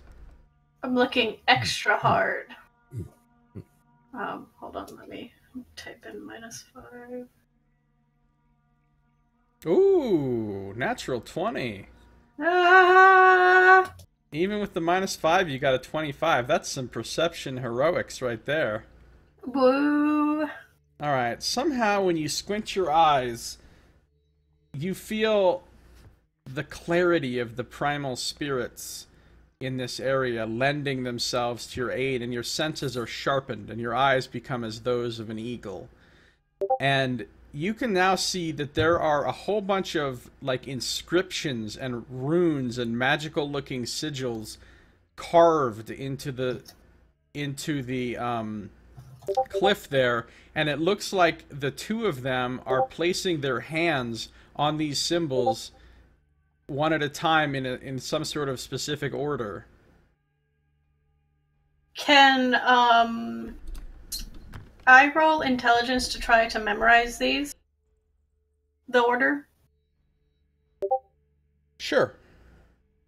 Now I have to find intelligence. Where's my smarts? Oh, very nice.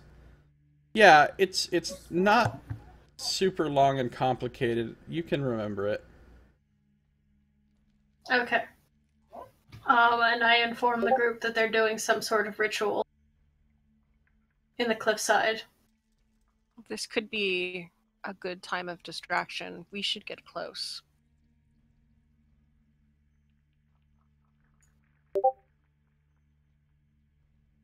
You notice that Rain is kind of bored by this and is turned around and is looking back in your direction. I mean, he's not just staring that way, he's looking all around, but sometimes his head swivels in the direction. And he just doesn't seem to notice you, though, because of the distance and the little bit of haze in the desert air, or a little bit of a rise. I'll say there's a little bit of a rise of sand right in front of you that you're kind of using to shield yourselves from their view, but you can look over the edge of it, you know? This may be our only chance to get closer.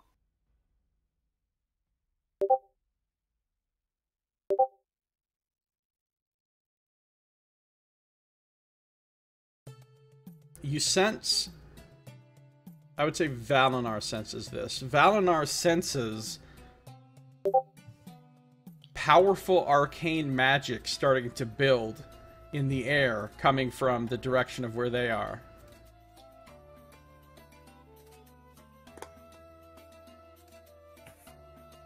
I guess it's time to make a choice what we're doing, guys. Mm-hmm.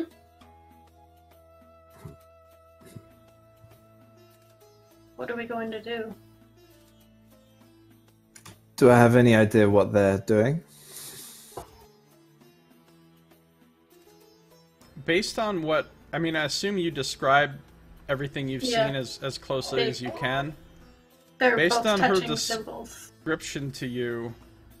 Well, you better make an Arcana check for this.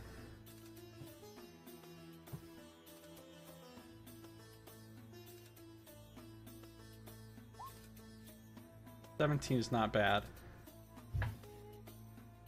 You think that they are activating some sort of transportation type of magic. Would you say a portal? A delicious portal? There's a kobold bard there gnawing on the cliff face for some reason. And you sense that they're almost done with whatever they're doing. And do I feel like we would be able to do the same thing or not? Without having seen it directly yourself, Yeah. it's hard to say. Assuming that Baba had it memorized perfectly, then you might be able to. But then again, you might need more power yourself in order to activate it. You don't know what it's being fueled by. Okay. And they seem completely absorbed in the task at hand? They're completely absorbed, but Rain isn't. Rain's looking all around. Okay. Yeah. I mean, I think we need to have, like, a vote and decide how we're going to handle this situation, because if we keep waiting, we're going to lose our moment. You are going to lose your moment if you don't do anything And whatever quickly. we discuss, I'm going to tell you that going through the portal to the completely unknown is more dangerous than attacking in the box canyon. Mm-hmm. So, are we giving up, or are we getting closer and trying to distract Sky at a critical moment? This is a very critical decision. I say we distract her. We can't know that we'll end up in the same spot. Let's distract her. Okay. So tell me exactly what you're doing. Yeah, what's the best way to approach?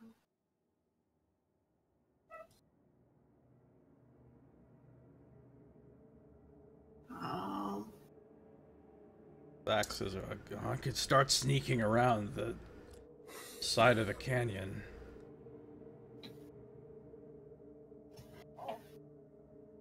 That's fine, but you need to be able to get me close.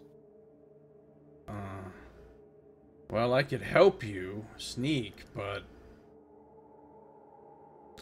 that might not work.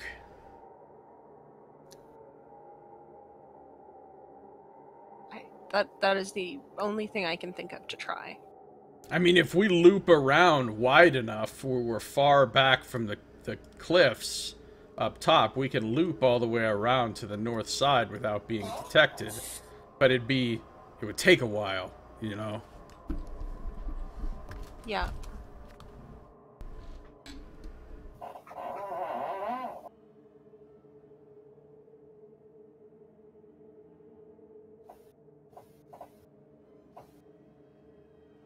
Okay, at this point, we're going to go into rounds. Uh-oh. So everybody roll initiative.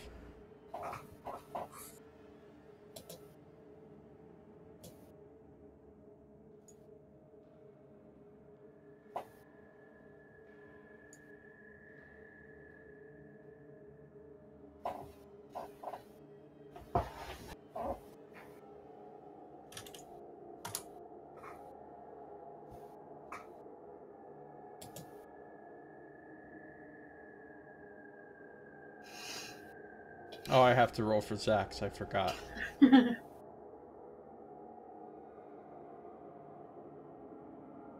Oh.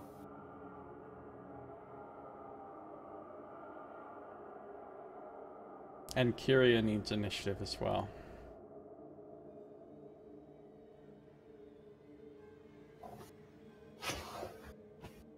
It's not letting me roll initiative for Kyria. Did you click on the token? Token. Then click on the initiative button up top. It keeps saying you attempted to use a roll command looking for a value of a selected token, but no tokens are selected. Yeah, you need to select your token. The Kyria token. I don't know where the Kyria token is. It's below the map.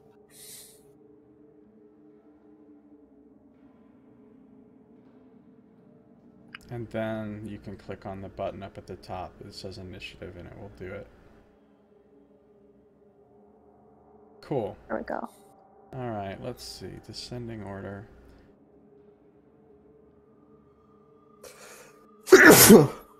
Oh, did All Zax right. not get a 25? I accidentally rolled twice for him. Oops, I guess he did get a 25. Okay. Alright, up first is the elven woman, and she's now waving her arms in the air like she just don't care. And a glowing light is starting to pour out of the side of the cliff wall. That makes it Zax's turn. It's like, oh, I guess I'm just gonna start going. So he's gonna move.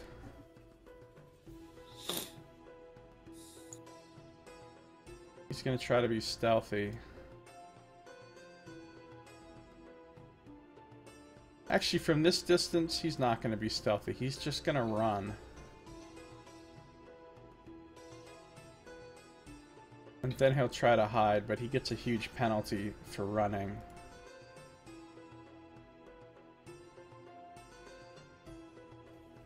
Okay, his stealth is pretty terrible, but he's still far enough away that it's not really an issue. Ramaka, what are you doing? Ramaka is going to summon her spirit companion, and she's going to send it the other direction, so that if there's something she needs to look at to distract her from Zax and Ashani, it's there. Alright, you can move it where you want to move it. However far I want, or like, how far can I go? When you use a move action, you can also move the spirit your speed. But you can summon it anywhere you want within 20 squares. Oh, okay. Now I gotta count.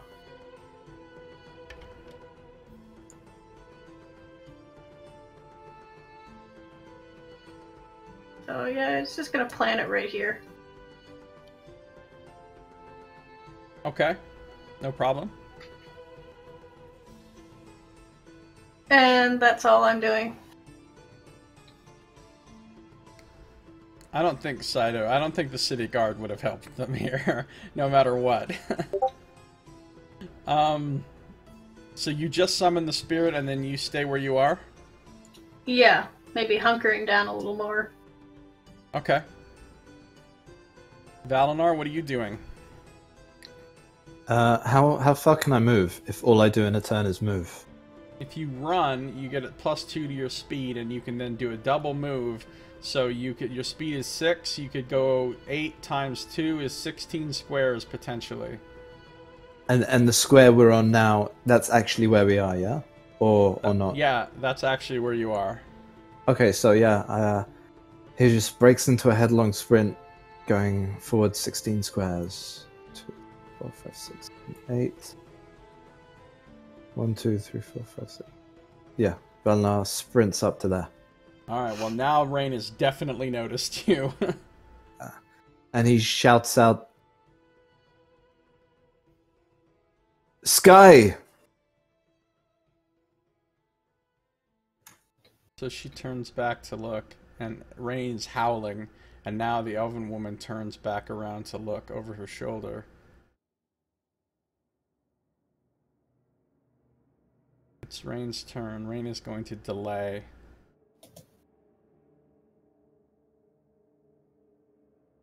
Actually, no, Rain's just not going to do anything.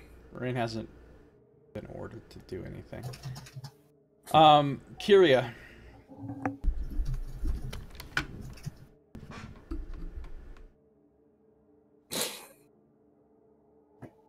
Kyria. It's your turn. Honestly, I think Kiria's just gonna stay where she was. Okay. And then just do nothing? Do nothing. Okay. Ashani. Okay, I'm following Zax. Alright, if you're gonna double run, just like Valinar did, you can go 16.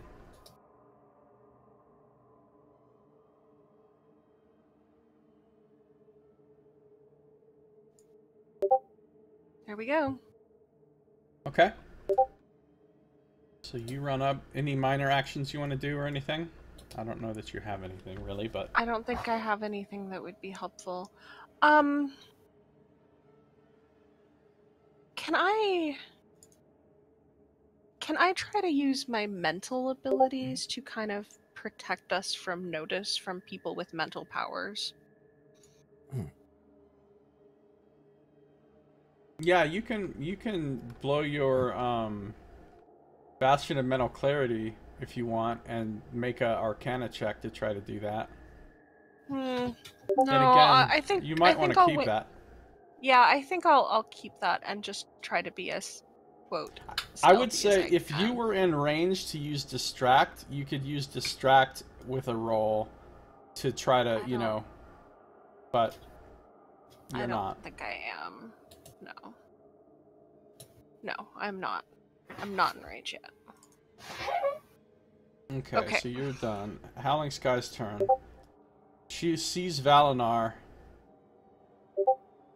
and Howling Sky's voice is going to be a lot different when I play her than... She sees Valinar, and he says, "What are you doing here? Go back. Get away. I don't need you. I don't want you. We're done. Go." She kind of makes a shooing motion with her hand. Sky, you are not yourself. I am myself. I've chosen my path, and it is with her, not with you. So go. Get out of here before you get hurt. I cannot let you do that. Alright. Now it's the elf woman's turn. Who's just an elf woman, totally not a Milagrum in any way. And she actually stops what she was doing, summoning the portal, which is what it looked like was happening. And she turns around and she looks at you and she shakes her head.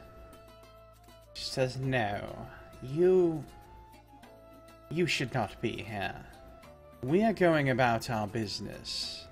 If you want to live, you will turn around and walk away.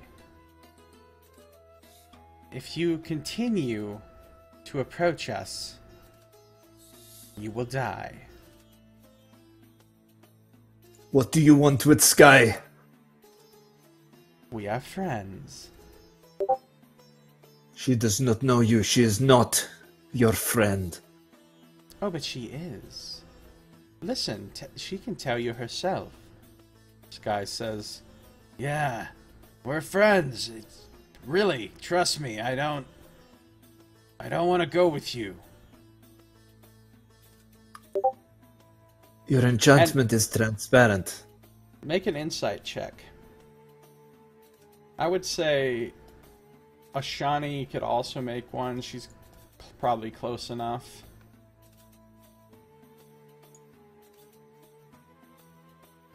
Well. Okay. The strange thing is, when you look at Sky, she's not acting like a person that's mind controlled. Like there's no hint of her being some kind of puppet or being not in control of herself. She doesn't. I mean, you've seen people that were mind controlled, that were dominated before, and this doesn't look like that. She seems to be completely in possession of all of her own faculties and speaking with sincerity. Sky, what are you doing? I do not understand.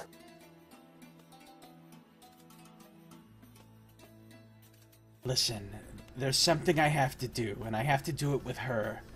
You can't be involved in it. Who is she? Insist on interfering with us, then we're going to kill you. You're going to kill me. I don't want to, but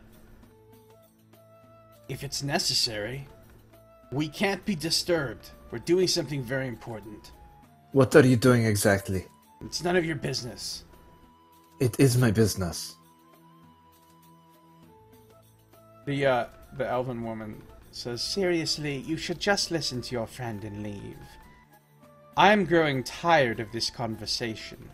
If it goes on much longer, I will end it my way." I will not leave without answers.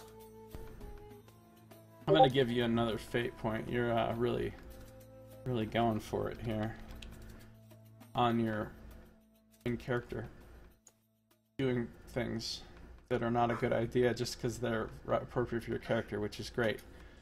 I gave everyone one earlier just for all of you coming out here.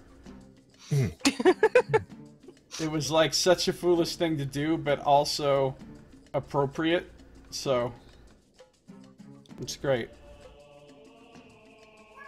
All right, we're gonna move on to Zax's turn here now. We've had a little conversation.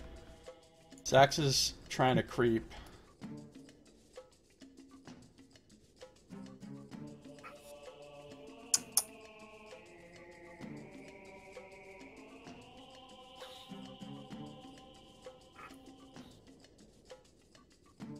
Hiding behind this, making a stealth check. Oof. Zax is unfortunately making an uncharacteristic amount of noise. And Rain looks over in that direction. The Howling Sky says, "Oh, good. One of you's trying to sneak around. This is going to end with your deaths, I promise you, if you don't leave. I don't want to see that. So, just get out of here."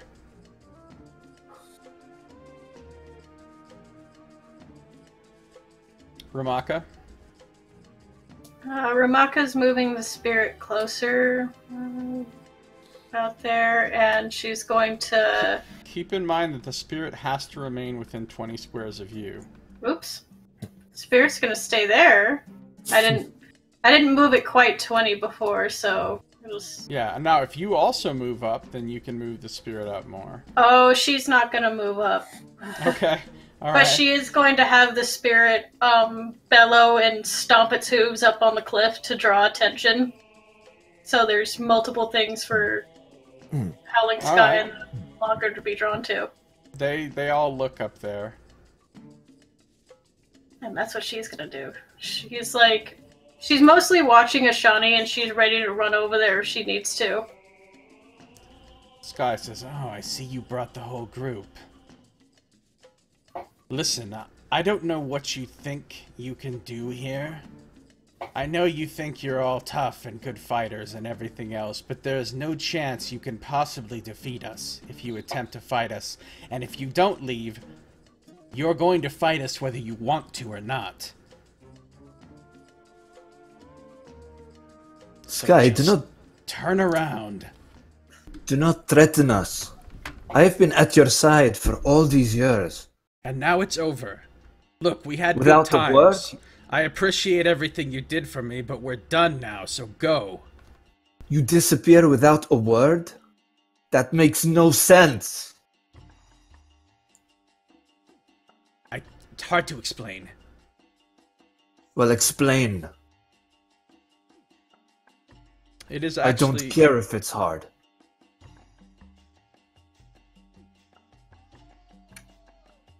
The elven woman leans over and says quietly to Howling Sky, "Stop talking." And Sky just shuts up and just stares at you and still makes shooing motions with her arm. Oh.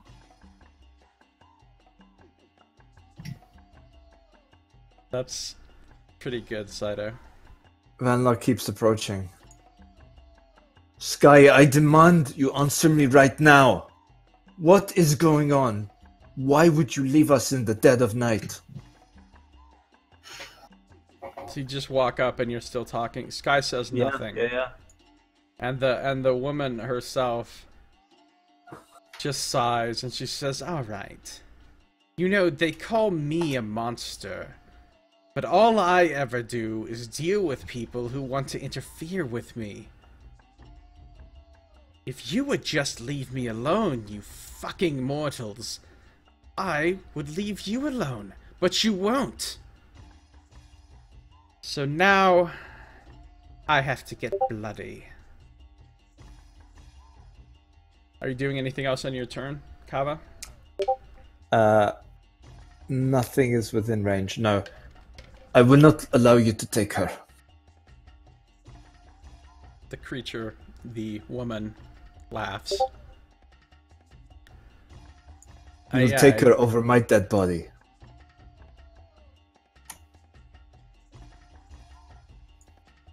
He says, fine then.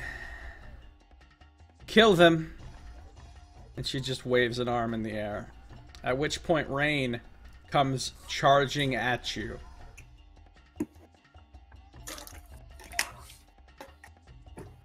Trying to attack you. After all the time you've spent with Rain, all the times you fed him and pet him and traveled with him, now seeing him charging at you with feral fury in his eyes, growling and snarling, it's an unnerving sight. It's a depressing sight. And I still don't think they're being manipulated in any way. Well, they're not. The weird thing is, no, they're acting like these are all their own choices. Like, they're not moving in like kind of the wooden way that a person normally does when they're not talking in a kind of dull wooden way that a person normally does when they're mind controlled. It appears as if this is their genuine choice. And I don't sense any sort of magic influencing them. No. Okay. Which is the weird part. Alright, well, Rain charges up and bites you. He just jumps right through your magical shielding and sinks his teeth into your forearm. And does a little bit of damage. 8 points. No, plus 2. 10 points of damage. Actually, Rain just fucked you up. But I'm fine. Alright. That's Rain's turn. Kyria, you see that shit has gone down.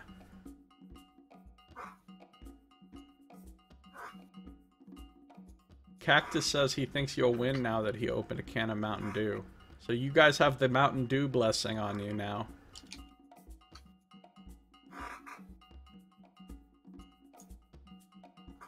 What you gonna do, Stoila? Thinking. There's what I want to do, and then there's what's thematically appropriate for my character. You should do exactly what is appropriate for your character. I think Kyria's gonna start running in the other direction. Okay. Fair enough.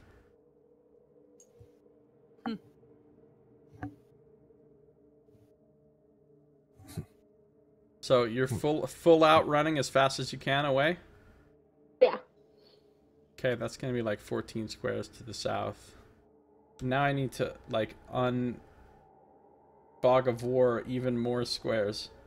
And as she's running, she's gonna like she's basically gonna like Zax to get out of there. Zax, we need to go. This isn't our fight. Jeez, Zax is pretty far away. Let's see if he hears you.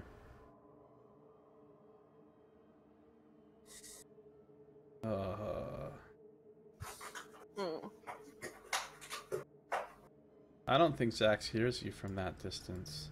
Well, he could probably hear something. Like, he might know that you yelled something, but he definitely didn't hear your actual words.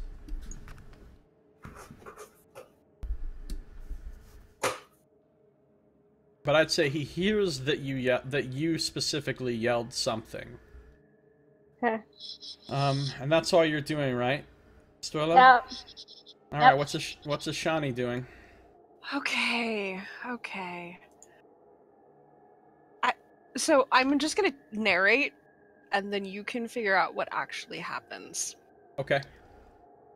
Ashani is going to step forward very gracefully, well, kind of jogging, but gracefully, and I'm going to reach out my hand towards Howling Sky, and you can see like the henna all over that arm start glowing like a bright purple.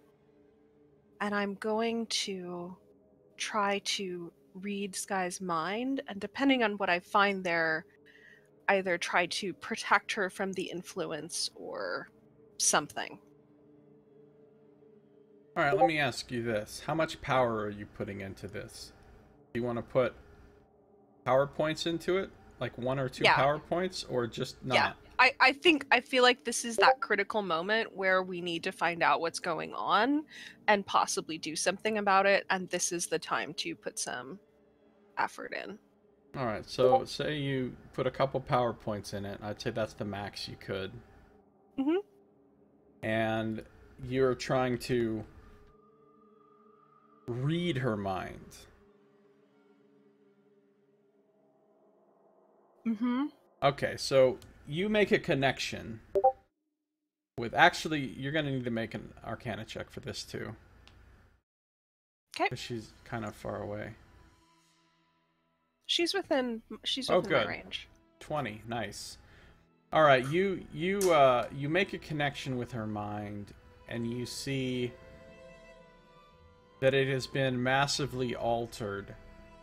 It looks like her brain has been cut up and dissected. Not her physical brain, but like her her mind, her consciousness has been cut up and dissected and rebuilt in some new configuration. There's no active effect on her. She's not under the effect of any spell or psionic. Her actual mind has been permanently changed. And she is 100% loyal to the Elven woman. Willing to sacrifice herself or whatever. Okay. So my impression at this point is that there is nothing we can do at this time. This would be a very, very long process of healing. Yeah, it would be. Okay. I mean, if you could somehow get Howling Sky and restrain her and take her somewhere safe and calm and spend, multiple days working on her, then maybe. But okay, then I'm going to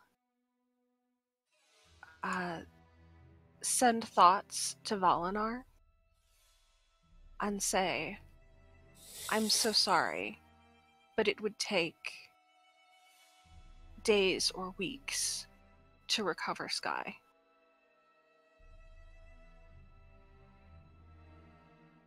he can send a message back, right? Yeah. Did you send a message back? I cannot leave her. She is all I have.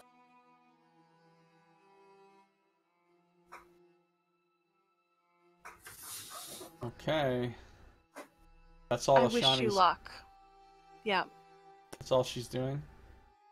I think that's pretty much all I can do. Yeah, because you think you double moved and then you did that. Alright, yeah. It's Howling Sky's turn.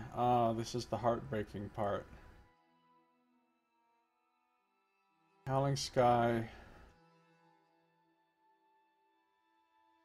as a minor action, designates Valinar as her quarry.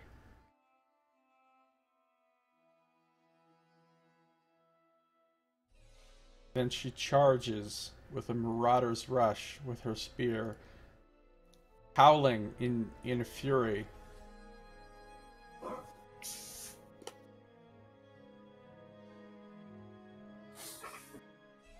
And she tries to stab you with her spear after all the times you spent together.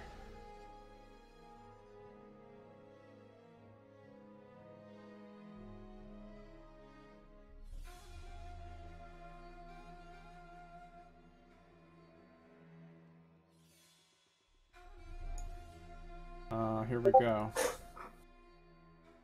He also pierces your magical shields, pierces your leather armor, and her spearhead digs in between your ribs into your side, and it hurts all the more because it's coming from a loved one. Valnar uses his immediate interrupt. So, Okay, as the spear is coming, he lashes out with his sword. A rift appears in the fabric of reality, and Sky appears next to the Elven Lady. And her attack strikes the Elven Lady. Dimensional Vortex. Dimensional Vortex. I think that's the first time you've ever used that, right? Yep, haven't had an opportunity to.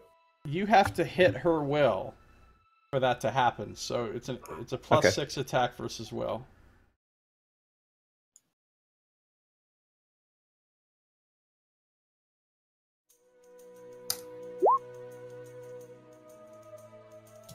Oh no. Alright, wait.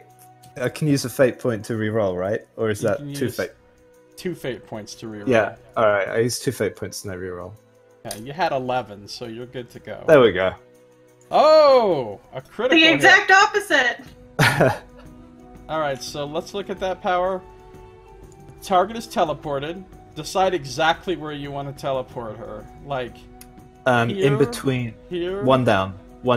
Yep, there. Here. Yep. Okay. Yep. And then it makes its attack against the creature you choose. Oh, wait, hang on. Actually, 2 to the right. Yep. Okay. Yeah, that. Yep. Well, its attack was a 24. Which does not hit the Elven woman. She just bats it aside with her hand like it's nothing.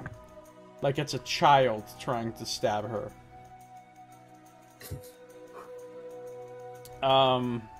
But you saved yourself there. That was pretty cool. That was your immediate interrupt. Dimensional Vortex. Pretty cool. Howling Sky, charge. Her turn is over. Zax is not here, so Zax heard Kyria call out. He looks at Ashani and says, "Wait, what are we doing now?" I will make an attempt to distract them, and then we will flee. You can go after. You can go now. Are you sure? I'm right behind you. Alright. So he starts running back this way.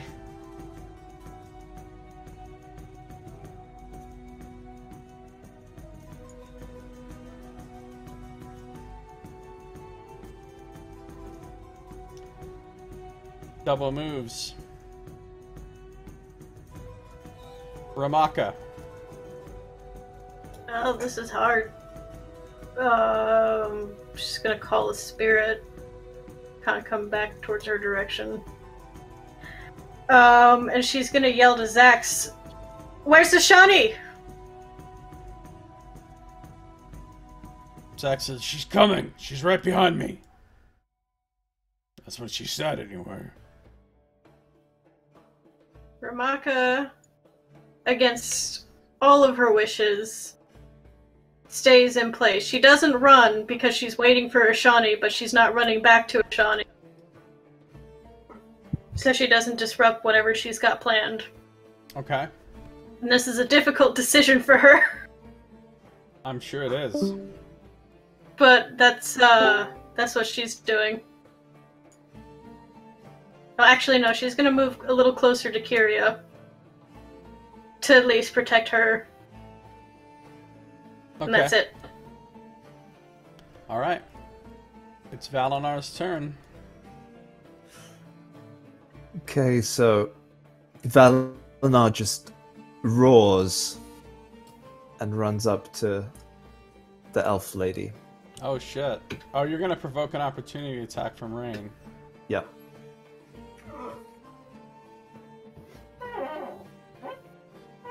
Wow, I'm rolling good on these attacks. Rain bites the back of your leg as you run off. To the tune of 4 more stinging points of damage as you feel a little bit of blood trickling down the back of your leg. I will not let you take her. And he swings at the creature. Wow.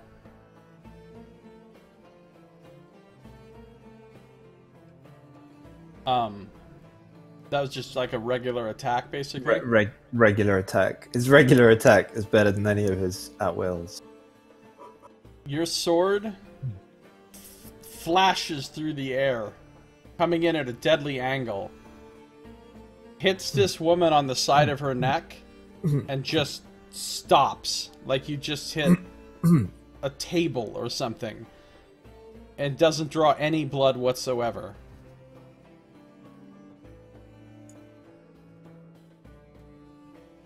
Which is not something you've experienced before. Usually your enchanted blade cuts through anything pretty easily.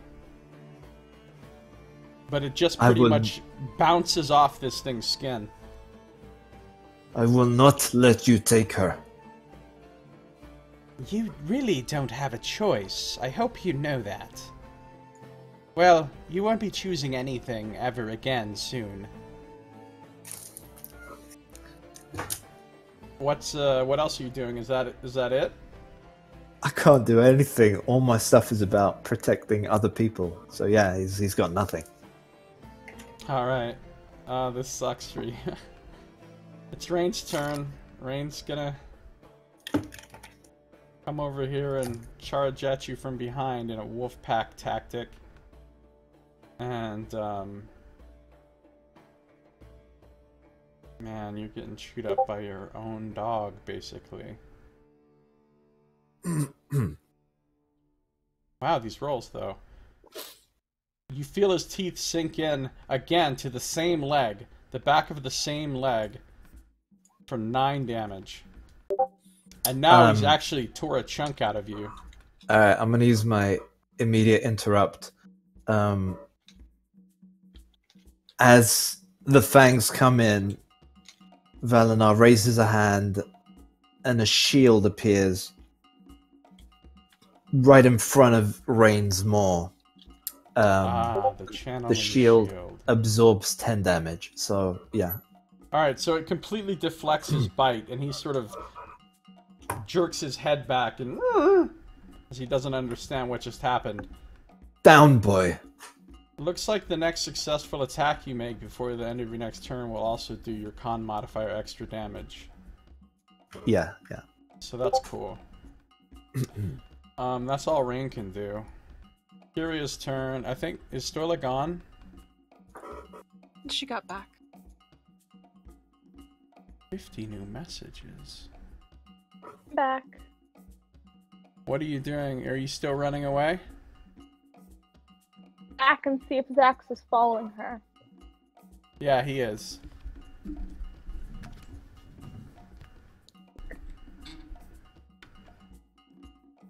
And is everyone else following? Not Just Valinar. who's staying back. Yeah, Ramaka's following her, but slowly, because she's waiting for Ashani. Think if I have anything I can use to try to get Valinar to come with them.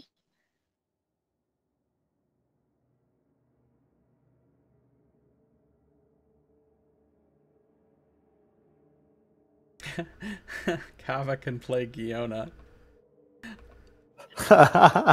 You better start working on your Giona voice. Yep. Better practice my Italian rat accent. If Valinar dies, I'm declaring it. GM Fiat. If Valinar dies, Kava's new character is Korg. Oh, jeez. Actually, no, want Valinar to die just for that.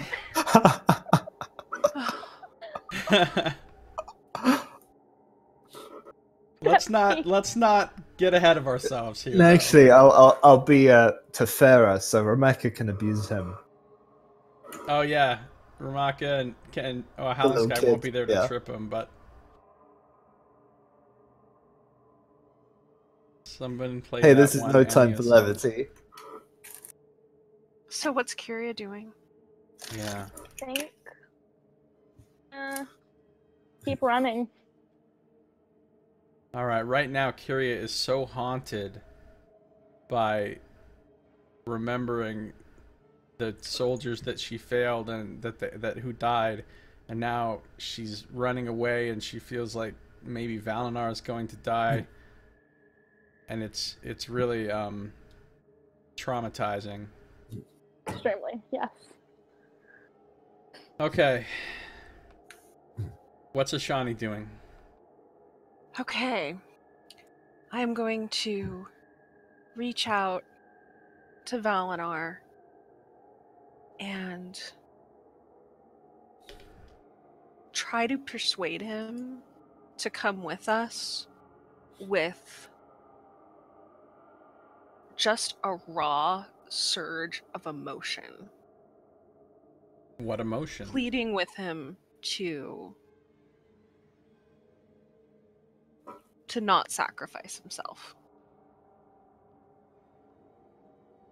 Okay, so I want you to make an attack against his will using diplomacy. Oh, okay. Can I get a bonus to my will? Because this is very... He's very invested in this right now. Yes, I would say that's reasonable given the situation. So you've got a +5 to your will. So your will is currently 19, okay. and you're rolling Okay. +14 against that. She's still going to beat you probably, but...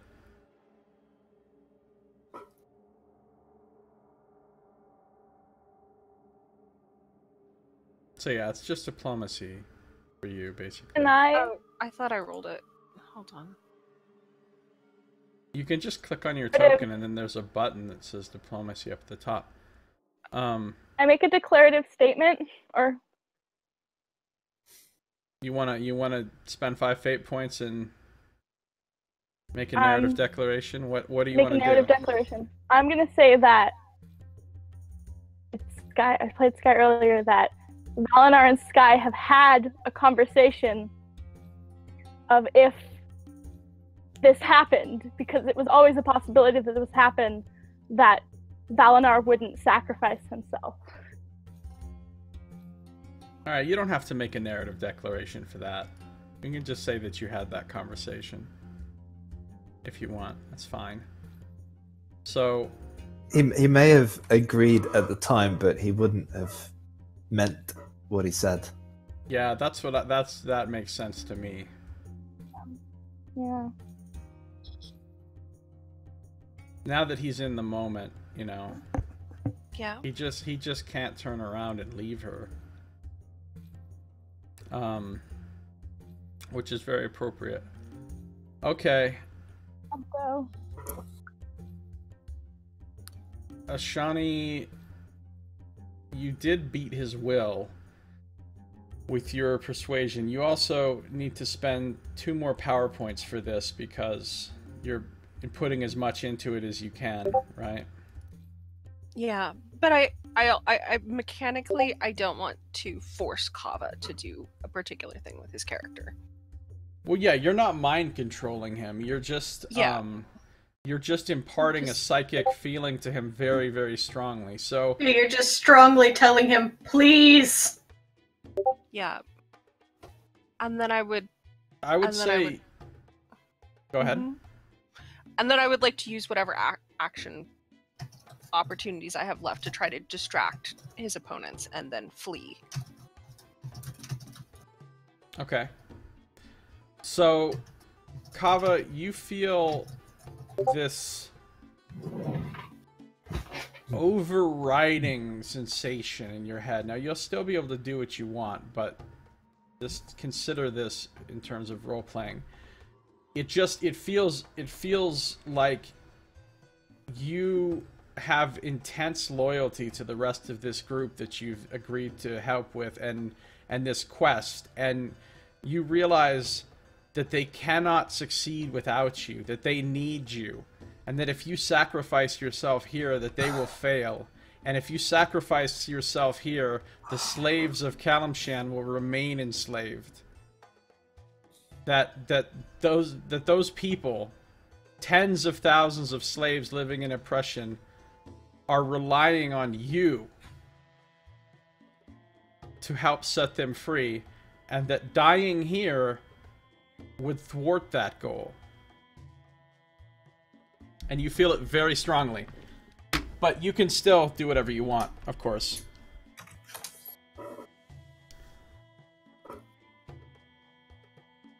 You also do know that that Howling Sky would not have wanted you to die here.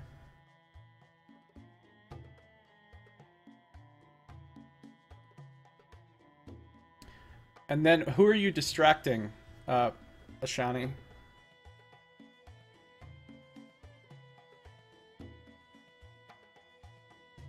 Are you distracting Howling Sky, or are you distracting the Elven Woman?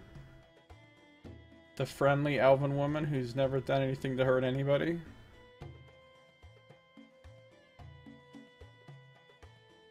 Is Val still here? Oh, sorry, I muted myself. I'm gonna distract Sky. Okay, so Sky is distracted. And then, do you move at all? Oh, yes.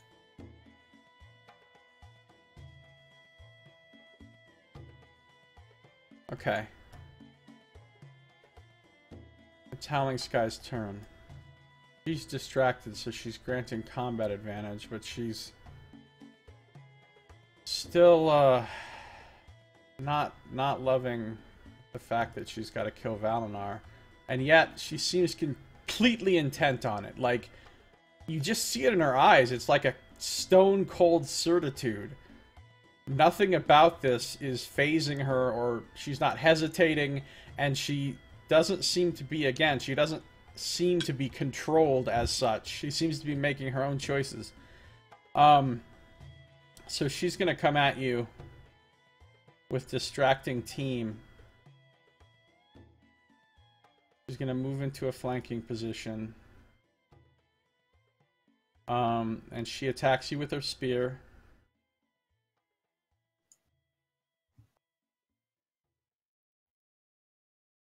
That misses, though. Finally a bad roll. Yeah, so your magical Aegis deflects the blow. Still does half damage on a miss, though.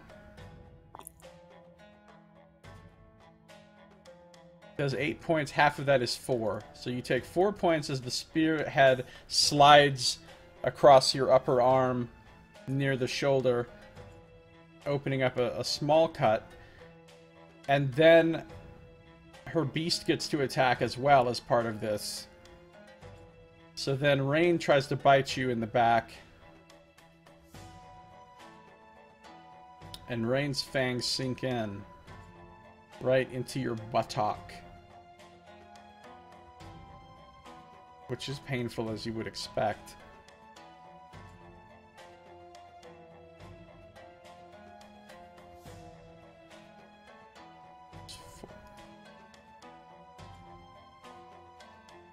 Nine more points of damage. You're definitely bloodied now, as these two are just wrecking you.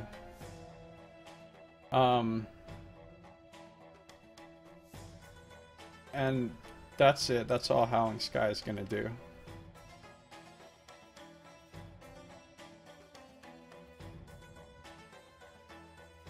Oh wait, I skipped the Elven Woman. It's her turn now. So she suddenly assumes her true form.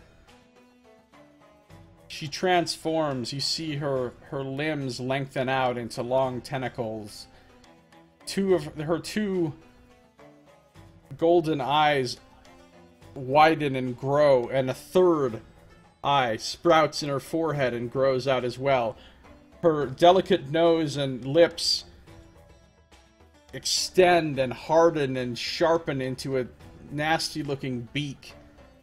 and her whole body distorts itself into a floating sphere. And this is what the Malagrim looks like in its true form. It has 3 tentacles with sharp claws on the ends, a horrific beak, and 3 disgusting golden eyes. The chicken beholder. Yeah. And she assumes her true form. So,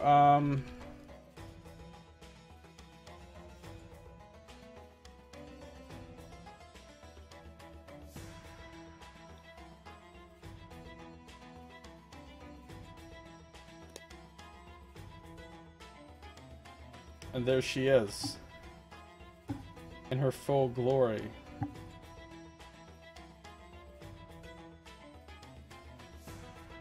She says, "You have made your final mistake. You dared to interfere with Ulutharis, and so here you die."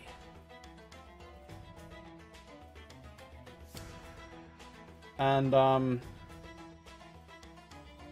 she's going to blast you with a ray of black energy out of her central eye.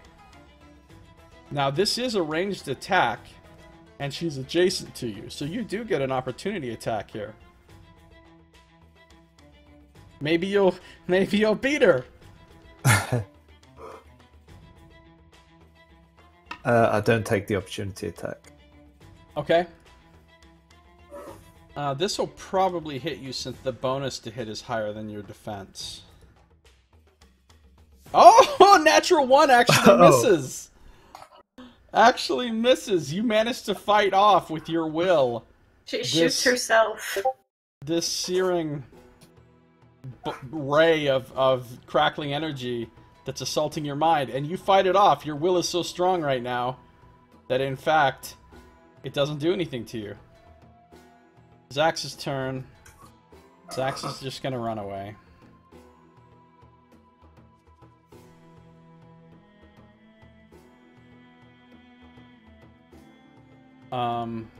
Ramaka's turn. What are you doing? Ramaka's like trying to flag down Ashani, trying to give her motivation to run faster. And then she's gonna run. And the spirit's gonna move closer. Alright, you guys don't need to bother to move your tokens any further down, honestly. I understand that you're just running away. I like to move it. Well, move it then, yeah. I moved it. If it makes you happy, you should do it. It makes me happy. Yeah, that's all she's doing. It's Valinar's turn. What will you do, noble martyr? The blue-gray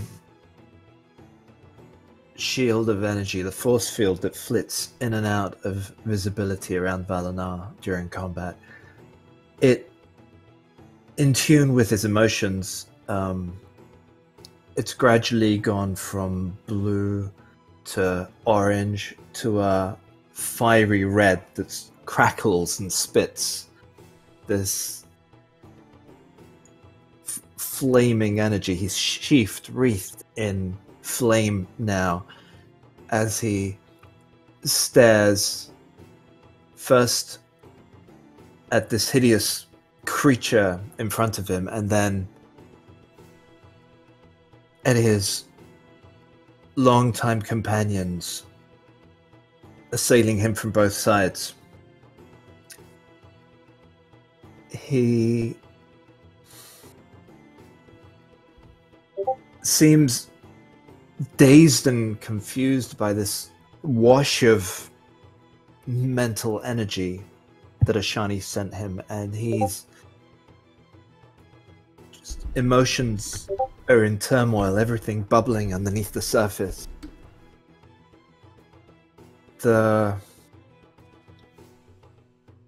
He's gazing at the Malagrim with this unbridled intensity, but as he's doing that, the shield that was flaming and red The fires start to fade. It goes back to orange, goes back to blue, and then grey. He drops his sword at his side. Drops down to his knees. The shield vanishes with a crackle. And he says,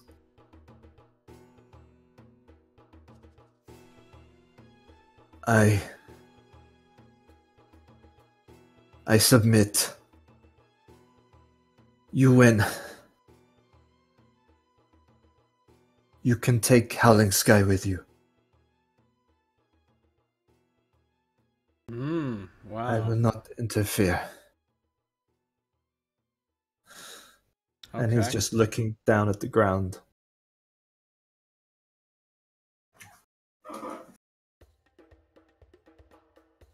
Alright. So the creature says, wait, to Howling Sky and Rain. So Rain does nothing. Kyria still running away?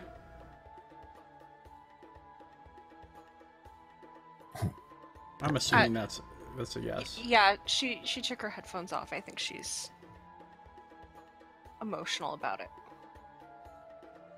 Okay. Ashani also running. Yeah. Ashani I mean, is... Are you all just trying to get as far away as you possibly can? Or are you running off a certain distance and then stopping?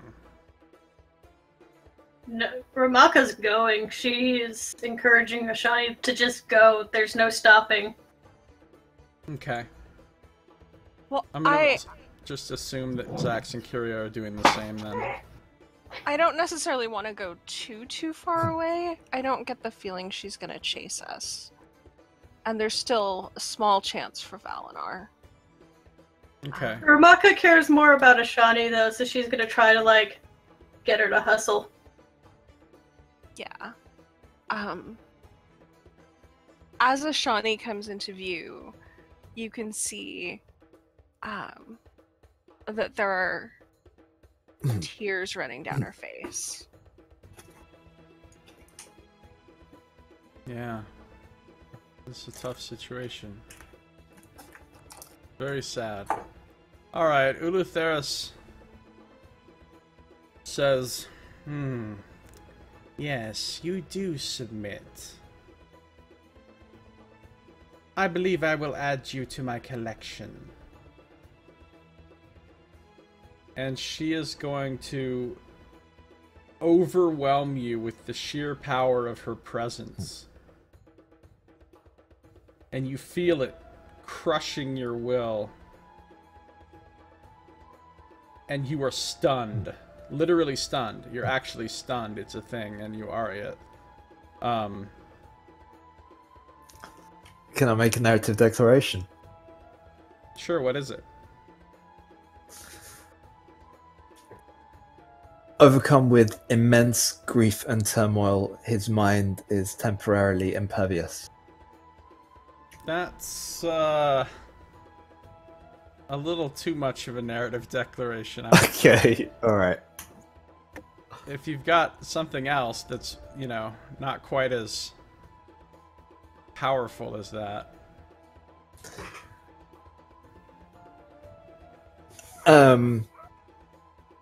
Although... Okay, how about this? Ulutheris suddenly gains a grim sense of foreboding, as though this would be altering the natural order of things, and the consequences would ripple and ultimately affect her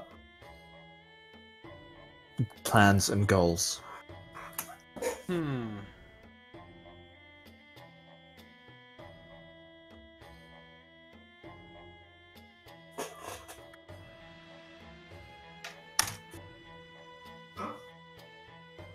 Okay, I mean, it's not going to be exactly like you worded it. Yeah, But- no, I mean, do whatever's right, but yeah, that's that. Yeah, she does decide not to do what she was going to do. She still stuns you. That happens, but she says, oh, never mind. I don't have time for this. Let's go. And she directs Howling Sky to start pushing the sigils and such again, and so does she. She actually changes back to a humanoid form and starts, and they start summoning the portal, and it starts coming and spreading and growing very rapidly. Sax continuing to run, or stop if everybody else has stopped. Ramaka, same thing.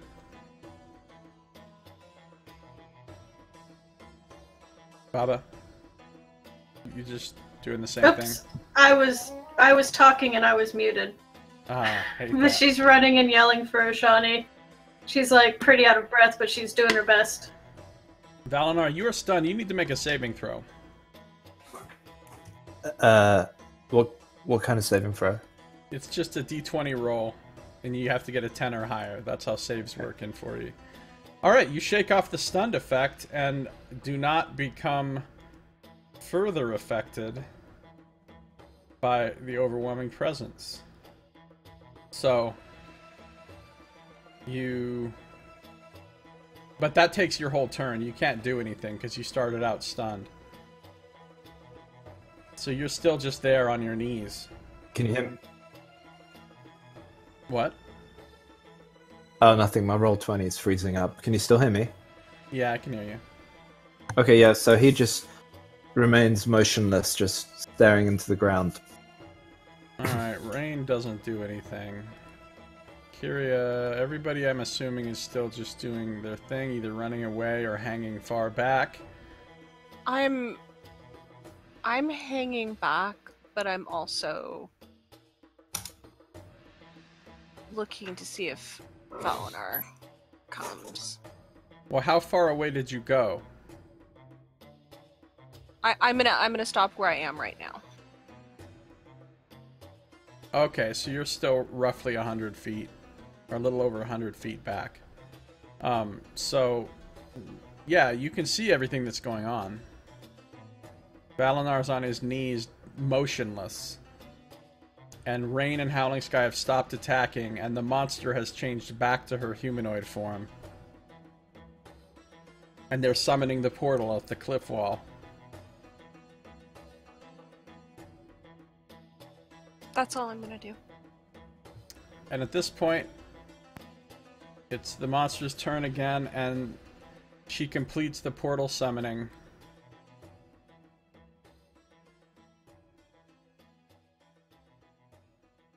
And tells Howling Sky and Rain to go through. Dax, Ramaka. Let me know if you're doing anything different, but I'm just assuming you're not right now. Valinar, are you doing anything? Or are you just hanging out? No, he's just, yeah. Just waiting for this to end? Okay. He's just, yeah, just dazed. Rain goes into the portal. Syria, Ashani still just hanging out back there.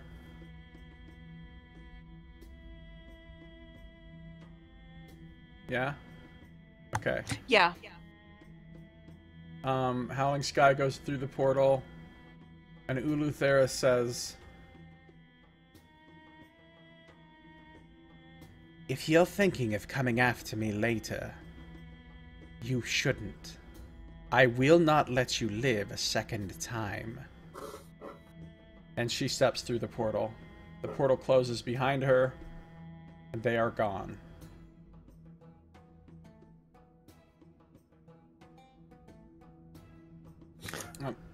Valinor remains on his knees, sword by his side, just staring at the canyon wall. Is he crying? No, there's no emotion on his face at all. It's just Okay. totally blank. Alright. Somebody let Stoila know that the battle is over. Yeah. Yes, I know, that's right. The aberration wouldn't care about the natural order. That's why I said it wouldn't be exactly like he said it, because the natural order part wouldn't matter. But I thought of a way that the creature could think that it could be more beneficial to its plans for Valinar to remain alive, so that's why she decided not to kill him. Okay, cool. So it's over. The Malagrim and Howling Sky and Rain are gone. Valinar's just on his knees there in front of the cliff wall. What's everybody else doing? You don't have to be in combat rounds anymore. Okay. Ramaka is running back to reunite with Ashani. Right. I'm probably the only one who can really see what's going on, so I'm gonna try to send a message back to people and let them know that it is safe now.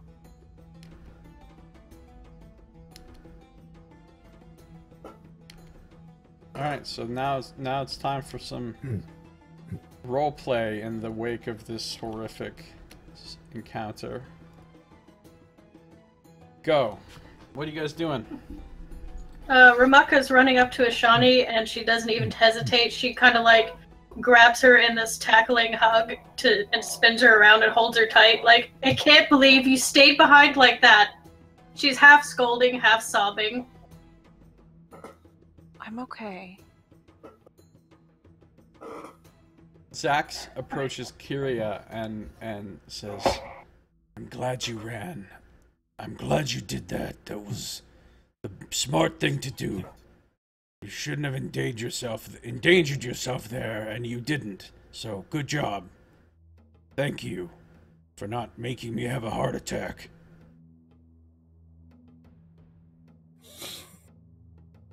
Yeah, Ashani's not like physically crying, but she just has tears running down her face, and she says,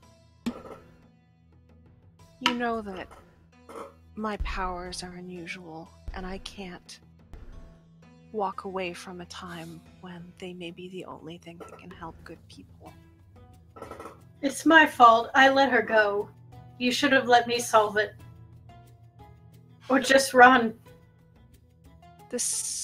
And she just hugs her real tight. I was the only person who had a chance to help. Well, you've done something at least. And she looks at Valadar at the distance. does Kyria say anything to Zax? Or anyone else? I don't know if Stoila's actually here. She said she was.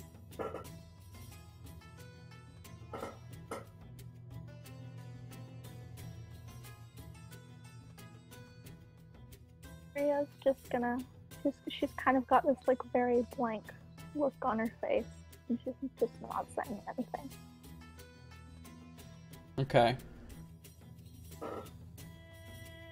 You do see that Valinar is still alive, so you didn't lose anyone. Well, I mean, you lost Howling Sky in a manner of speaking, but no one died.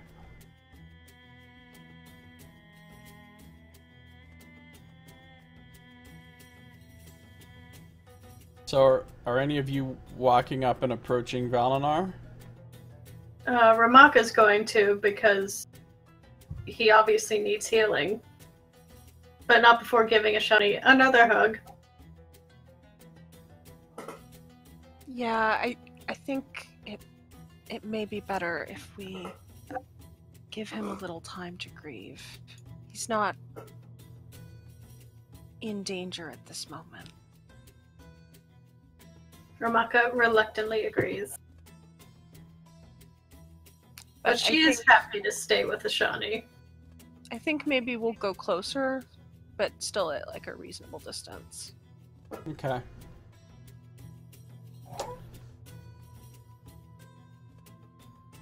So how long is Valinar going to stay there in that position?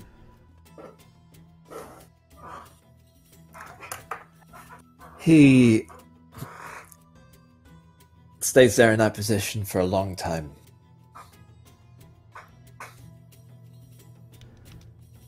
if no one approaches, he's there in that position, just staring at the wall for hours. Really? Ramaka's not gonna let him go hours. Some healing. She's not gonna watch him bleed to death.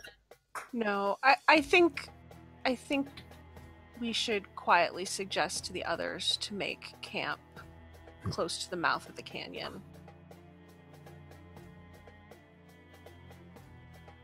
Sister, why don't you ask them to make camp while I go see if he would let me heal him, even just the smallest amount.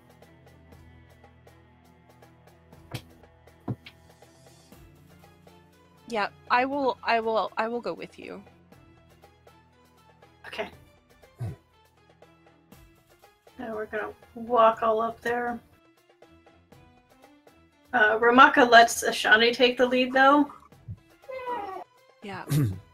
I will just put my hand gently on his shoulder and say, "We will be nearby. Take what time you need." And then nod to Ramaka. Ramaka kneels down next to him, and she summons a small flock of birds. They look more like little sparrows, and they spin around him, and they kind of just gently brush against him, nothing too invasive, to heal up the worst of his wounds. And that's... Hold on.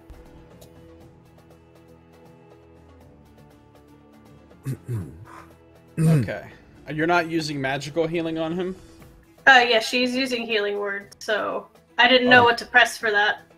Oh, you don't have to really press anything. I'm not gonna worry about how much specific healing you're doing, because I think you guys are gonna have a extended rest before anything else happens, so it's not gonna matter. Okay, yeah, she's using magical healing. It matters now for roleplay purposes that you're healing him, but like you don't need to worry about the exact amount. Okay. He just seems completely oblivious, and he's just on his knees staring at the wall. So after a while, you guys see Ran approaching. It was quite a while, though, like a couple of hours.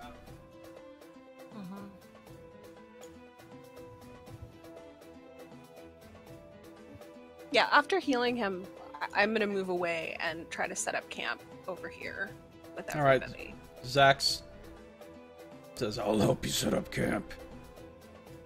But he's also sort of watching Kyria very closely and seeing how she's doing, and he's ready to, like, help her if she's off in her unhappiness town. So, what is Kyria doing?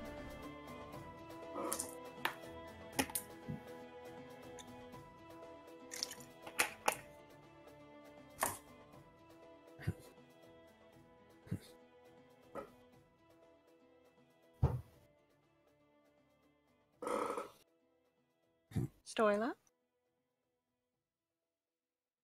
Stoila, are you okay?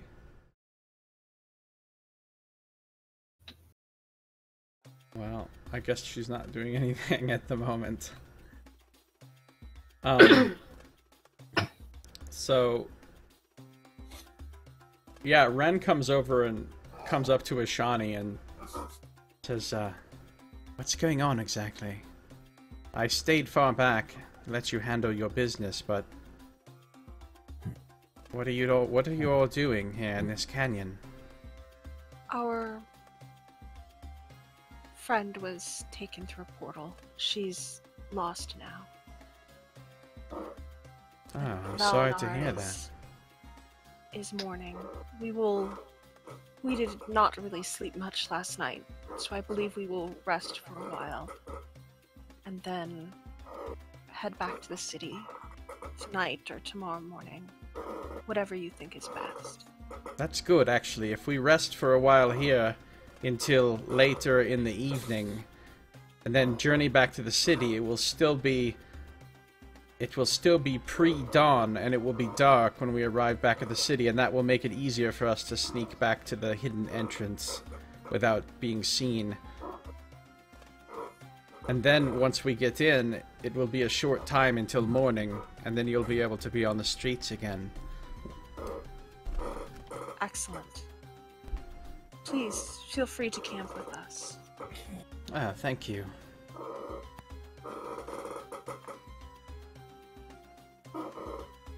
So he does camp with you. The link to Valinar and Sky's story, I can give you that.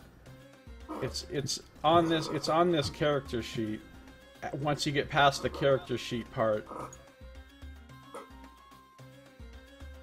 if you scroll down, you'll get to the story.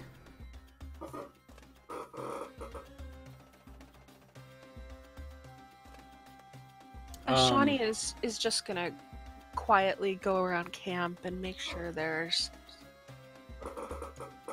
hot tea or food, or that people really take a chance to rest. And Okay. Ren offers to keep watch for a good portion of the time. that would be excellent. She's also uncharacteristically emotional. Ashani is. Yeah. Okay, that makes sense. Two things really happened today. For one, she used her powers in a really obvious way, and unless you were paying a lot of attention, it's the first time you've seen what she can really do. Yeah, exactly. I would say she's never really been in a situation like this before. Neither has Ramaka. You were both lived very sheltered life in the monastery up to the point when you left, and after you left, you were just traveling around doing diplomatic things, and yeah, you got into some fights, but you never really had to deal with, like, the impending doom of one of your own group or something, you know, before. No, I can't imagine there were a lot of violent deaths at the monastery. Right. None. I mean, maybe the occasional accident with a wild animal or something, but nothing. Yeah. Nothing like this. Welcome back, Stola. So, what is Kyria doing now? Camp is being made. Zax is trying to hang out and be comforting with you. She's just kind of sitting there. She's not, like, in her, like, little space that she goes to and things are really bad. But she's just kind of sitting there and being quiet. Alright. So Zax helps set up the camp, and then he comes back and just sits down next to Kyria. Puts his arm around her. He doesn't say anything.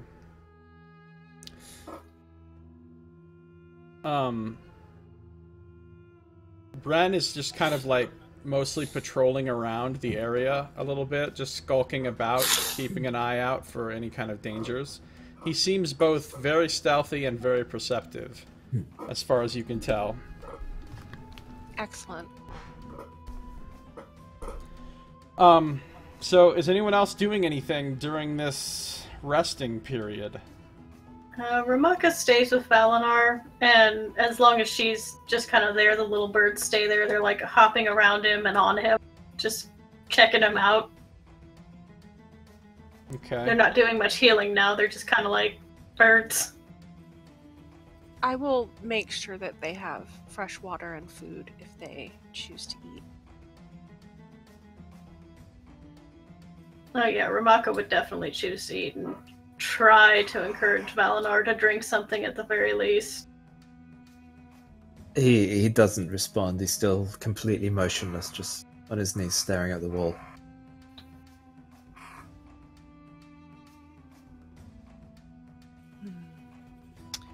How long does he stay like that? I mean, we're talking about everybody staying overnight many, many hours now. Is at some point does he move? We're not gonna stay overnight. We're gonna leave during the night and go back to the city. But yeah, we're staying for quite a while. Yeah, I mean, you're staying from the afternoon when it is now into later in the evening, right? Yeah. We'll be there 12 hours or more. So, at what point does Valinar move?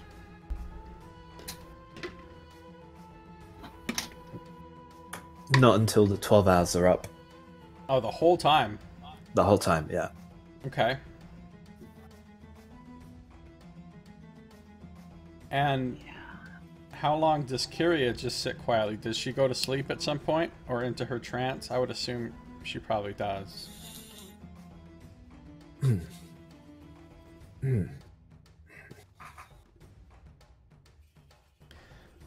I would honestly say that Valinar is pretty exhausted by all of this.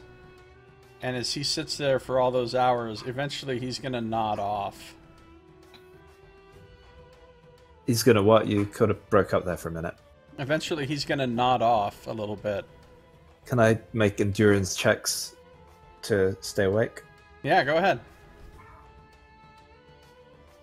Is Ramaka strong enough to lift him up? Probably not. Let's see, Ramaka. 12 strength? Nah. I mean... Like over her shoulder, kinda... I can't remember what the carrying is called. Valinar weighs 180 pounds.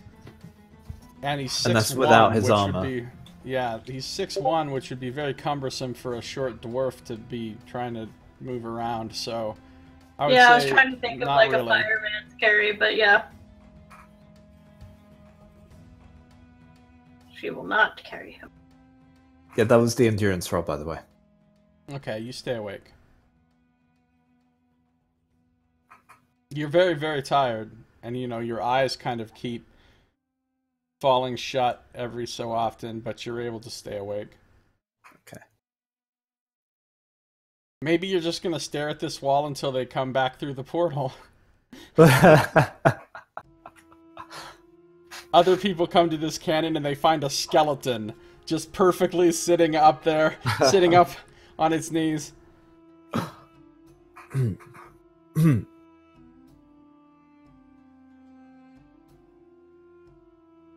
Okay. What's, I mean, I guess the night passes, or the afternoon / early evening passes.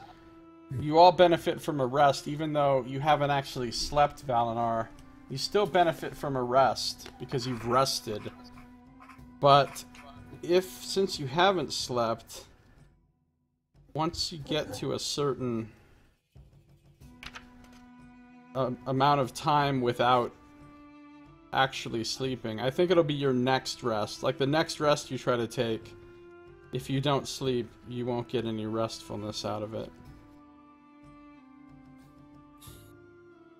I don't know if there's actually any sort of exhaustion in 4th edition. I don't think so. I think it's just like, if you haven't slept... I mean, you can house rule it if you want, 'cause he'll be mentally exhausted. You made a good endurance check, though. So... I'll just say you have to make more endurance checks, like, every 4 hours going forward.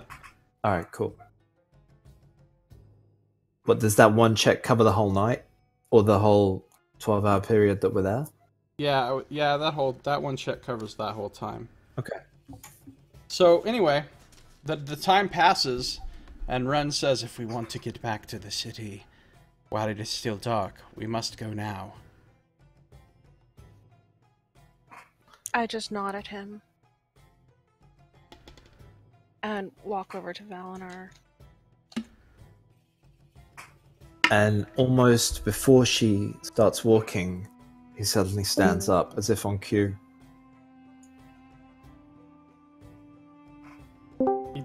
He just has, like, mystic time to go sense. Okay,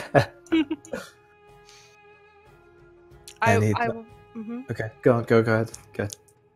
I was just gonna, like, reach out and touch your hand lightly and say, it's time to go back to the city.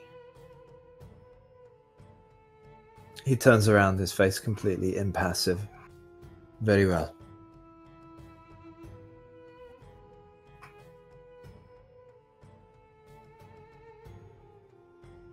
He grabs the largest rock he can find. Whispering arcane words, he infuses it with his Aegis magic, and the rock is surrounded by this blue envelope. He approaches the wall through which they left. The entity, Howling Sky and Rain. He raises this rock that's now phosphorescent, glowing blue, and he slams it against the blue-gray crystal spike mohawk that juts out of the center of his skull. He hits himself in the head with the rock? Yeah. Okay. And Alright. nothing seems to happen. And then even harder, he slams the rock against the crystal spike Mohican. Now you have a serious headache. Okay. And again, Ramaka tries to interrupt him before the third time. he's just oblivious to everything. And the third time he does it, faint cracks appear along the crest of the mohawk. There's a pause. The rock, he drops his hand to his side, still holding the rock. It seems as though he's going to drop the rock, but then with a sort of silent roar, he musters all his strength, raises his arm up, he windmills it up, slams the rock against the mohawk, and this time it just cracks, smashes, and falls off. And all that's left, what he was trying to do. He broke it all off. that's left is this sort of jagged ridge. This jagged ridge now running along the sort of vertex of his skull. Drops the rock, kneels down, picks up the largest fragment of crystal spike on the ground, and then he just jams it right into the wall where the arcane runes in the portal had been. He turns around as though nothing has happened, and then he just follows Ren. Okay, so you've left your mark there. A piece of yourself, literally, a literal piece of yourself. That was pretty brutal to you, so I'm going to make you lose 2 healing surges for that. But Okay. it was good. I gave you a fate point as well, though. So, that was pretty intense. Wow, what is everybody else doing during this?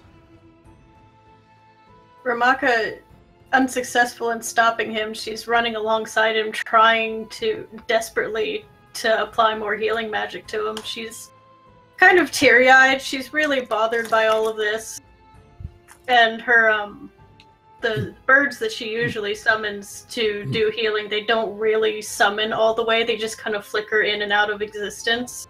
And sometimes just fall to the ground. She can't quite muster the energy to do it. Okay. And it just makes her more upset. Zax is just like, what are you doing there? Why are you doing that? And I assume you don't respond to him. Yeah. But he's also, now that the resting period is over, he's checking on Kyria and seeing how she's doing now that it's been a bunch of hours. Are you feeling alright this morning? Or it's not morning. Tonight?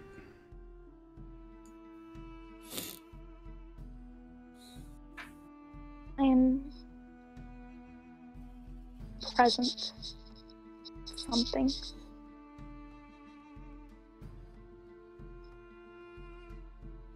What? You- I'm present in the moment. That's something. Are you okay? You were much closer to everything that was going on. I'm fine. Nothing happened to me. But, are you ready to travel? Go back to the city? Really have to go back there. Well, yeah. Back through the... we don't really have to. I guess we could just leave, but then we'd be breaking our word. And I know you don't like to do that. No, you're right. I don't. I just... He visibly shudders. Don't want to go back through those.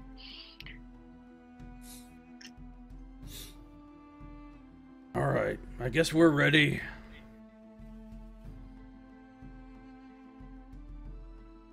Anybody else saying or doing anything before you travel back to the city? For the most part, Ashani seems a little withdrawn, just like quietly,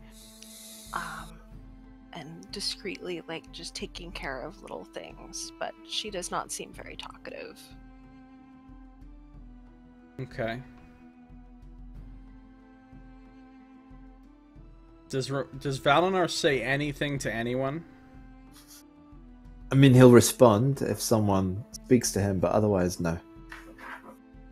Does anyone speak to him?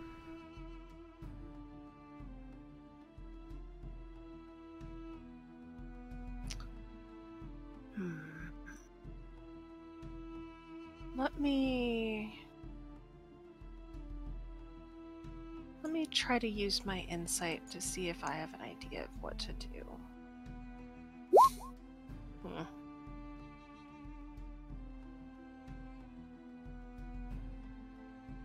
Yeah, at the moment, I feel like just giving him some time and letting him choose how he would like to grieve is the best thing.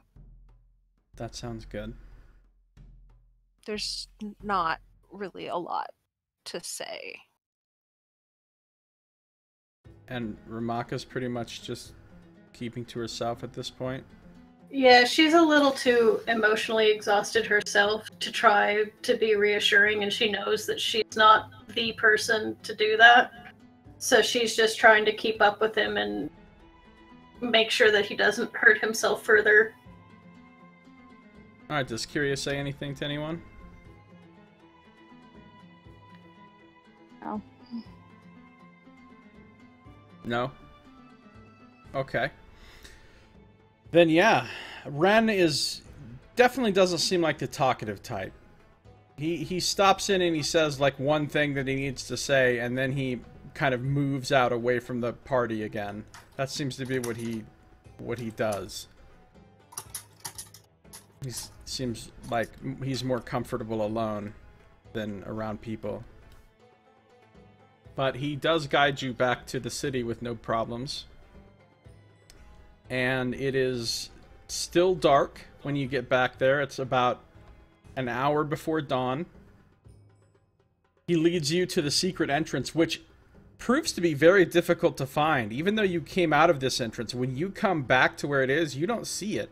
It's well hidden until he actually reveals it. But now that he's shown you exactly where it is and how to find it, you're pretty sure you could find it again on your own. And he leads you back through the sewers and comes up into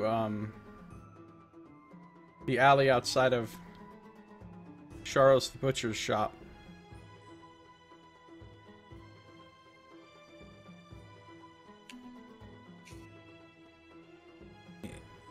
If you like, I'm sure Sharos would let you wait in his shop a little while until the sun comes up and the curfew ends.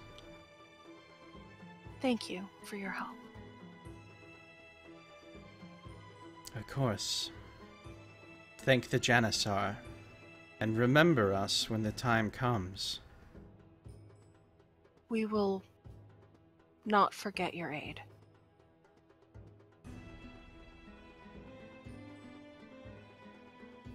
So, Charos is in bed. He's not even up to say anything to you.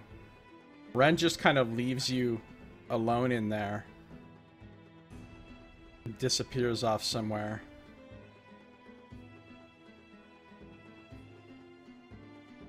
And you can just wait the hour or hour and a half until you're sure that it's safe to go out on the streets without the curfew being a problem.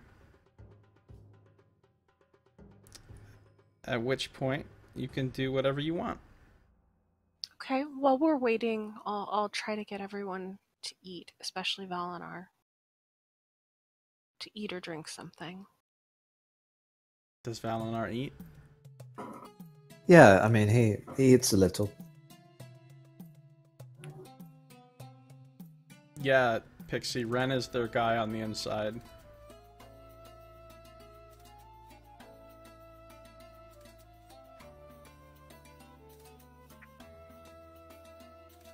Ren is this guy. He's an elf. Okay, so you eat and drink a little. You're feeling okay. You're pretty tired, feeling Valinar, but it's not enough to impair you. But you still have a headache. You still have a pretty bad headache from, you know, your rock bashing incident.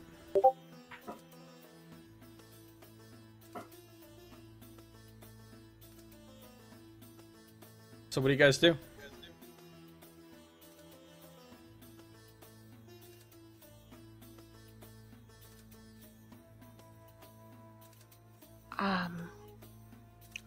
Sounds like we quietly wait until it's time to go see the tailor. Alright, yeah, you wait. Nothing happens. It's daylight out now. You think you don't have to worry about the curfew anymore. Although, Ren did tell you that the guards in this town knew who you were and were seeking you.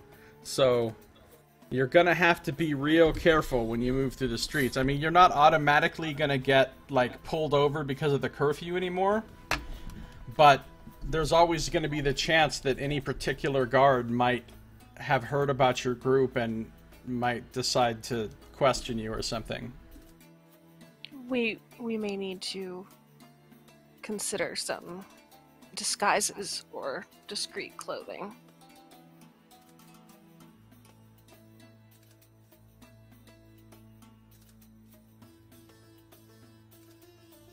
Ren would say to you, you know,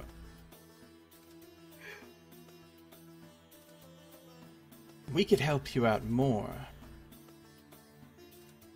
I'm sure Charos would agree with this. I could help you go through the sewers again to get close to where you're going, and our agents could sow some chaos among the ranks of the Bay Knights. I see. We're going to a small shop on the east side. Wait, we're in the east side, right? We are on the east side, yeah. Okay. What's Do you the know shop? the Last Stitch? Yes, I'm familiar with that shop. It's actually only a couple of blocks from here. I guess you don't need to go through the sewers. But we would certainly appreciate maybe a little scouting to see if the coast is clear. Good directions, of course, that sort of thing. Certainly.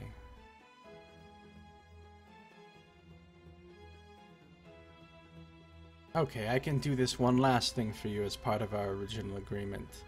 If you need any further help after that, you're going to have to negotiate with Charos again. Of course. So he goes out and he comes back about 10 minutes later. As it looks to me as though the coast is clear, you should have a safe walk to the shop. Very well. Thank you for your aid again. Yes, it was my pleasure. He sort of gives you a little bow and then disappears into the back of the shop. So do you guys go there?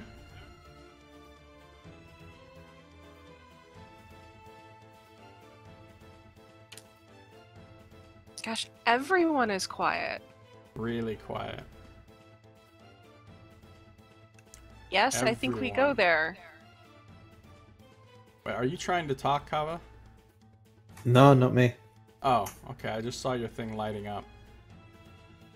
Alright.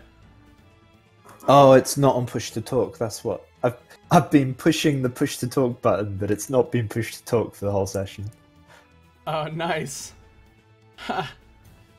So, Yeah, we heard your cat. Oh, did you? Yeah. That's funny. as a group, you travel to the last stitch. You get there, you see it. There's a sign that says the last stitch. You see a bunch of nicely tailored Ooh, my browsers. coats and pants and cloaks in the window. Looks like very high craftsmanship, but very simple, poor materials. And I assume you enter the shop, and that is where we will stop for today. Okay. Next time, you can talk to them in the shop and get on with some other stuff. I'm going to tell you, you guys will be leveling up very soon. Yay! Originally, the plan was for you to not level up until after you get back from Mintar and do one more thing in Almeriven, and then you would have leveled up. But given the pace of this campaign with this group, you know, things are dragging out much longer than anticipated, which is fine. I love it, but because of that, it still would be quite a while before you'd level up if I was going to have you level up at the regular time. So I'm just going to let you level up after one more thing that's going to happen here in the city. And but then it'll still be considerably before when you were going to level up originally. So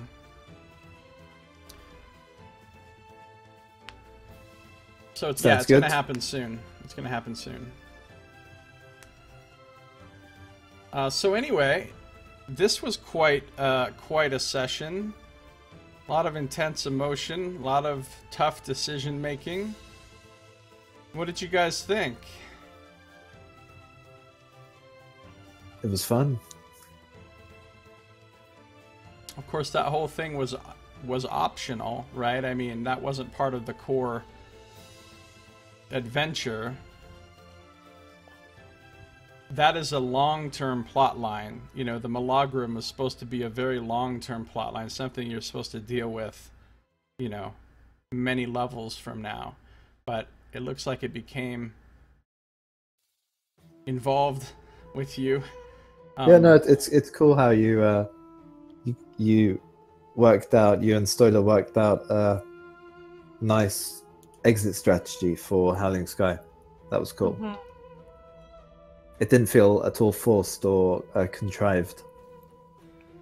Yeah, I think the hardest part for roleplay wise is, you know, doing the what's the smart idea, what's the character idea. Especially like Ramaka doesn't have any particularly strong bonds with any of these people but Ashani.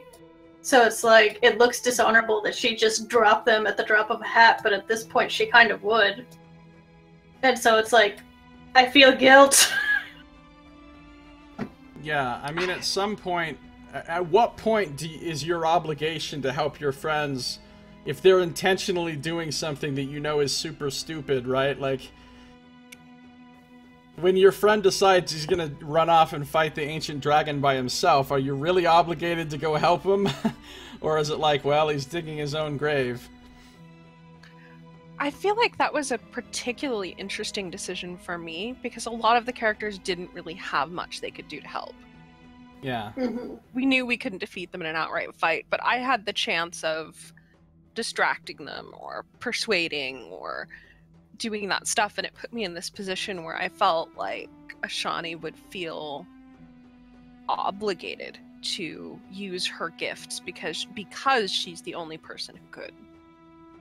Yeah, I'm really glad you did, because I was hoping that Shani would get involved and help find a way for it to end peacefully.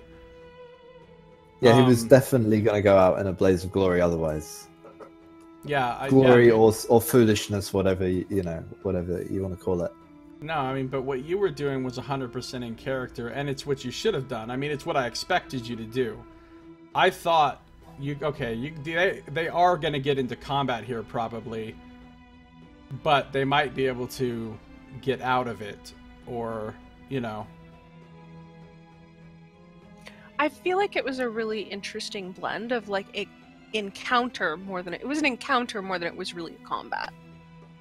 Yeah, I mean, there was a really little bit of combat in it, but it was mostly about right. Yeah. I mean, when Stoila came back, you said, and now we can get back to the roleplay, and I'm like, we never left the roleplay. That's what we've been doing the whole time. Oh yeah, of course you were. Yeah. Which is really awesome.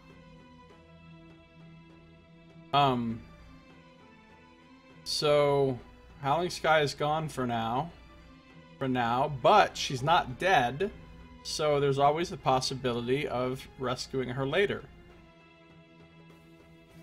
Or avenging her. Right. And oh yeah, that's totally at the forefront of his mind. I'm sure that Valinar wants to eventually kill that Milagrum. Hell yeah. So that's a long-term goal. Right now you have no way to find her. Yeah, So no, he's a realist. there's nothing you can do, but one day, when you build up enough power or allies or whatever you need. So Baba, what was your favorite moment? I don't know. There was a lot of like really big moments. I think I liked Valnar smashing his mohawk. Just because, Kava's descriptions were pretty great. I think that's, it's hard because it's such a downer session. Yeah. But yeah, I think that was like a pretty impactful moment. So that's definitely one that stands out. And I'm not saying that because it's like the last thing that happened. Okay, that makes sense. What are you looking forward to doing or finding out going forward? I'm looking forward to seeing how Ramaka handles this, because she does feel largely responsible since she didn't actually stop Howling Sky from leaving. So she's still kind of in the back of her mind and the forefront of her mind, really thinking this is something she could have prevented. Just by saying, hey, don't leave. Yeah, okay. So yeah, that would be interesting. Sorry. Stoila, are you here?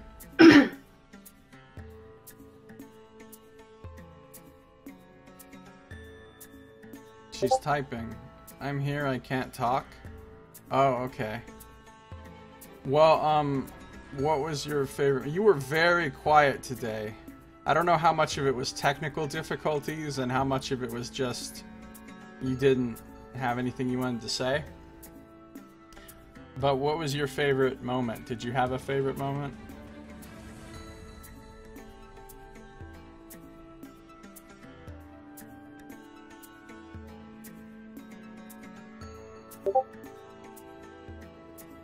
Yeah, Kava's RP was great, for sure. It was complicated. What are you looking forward to in the future of the game?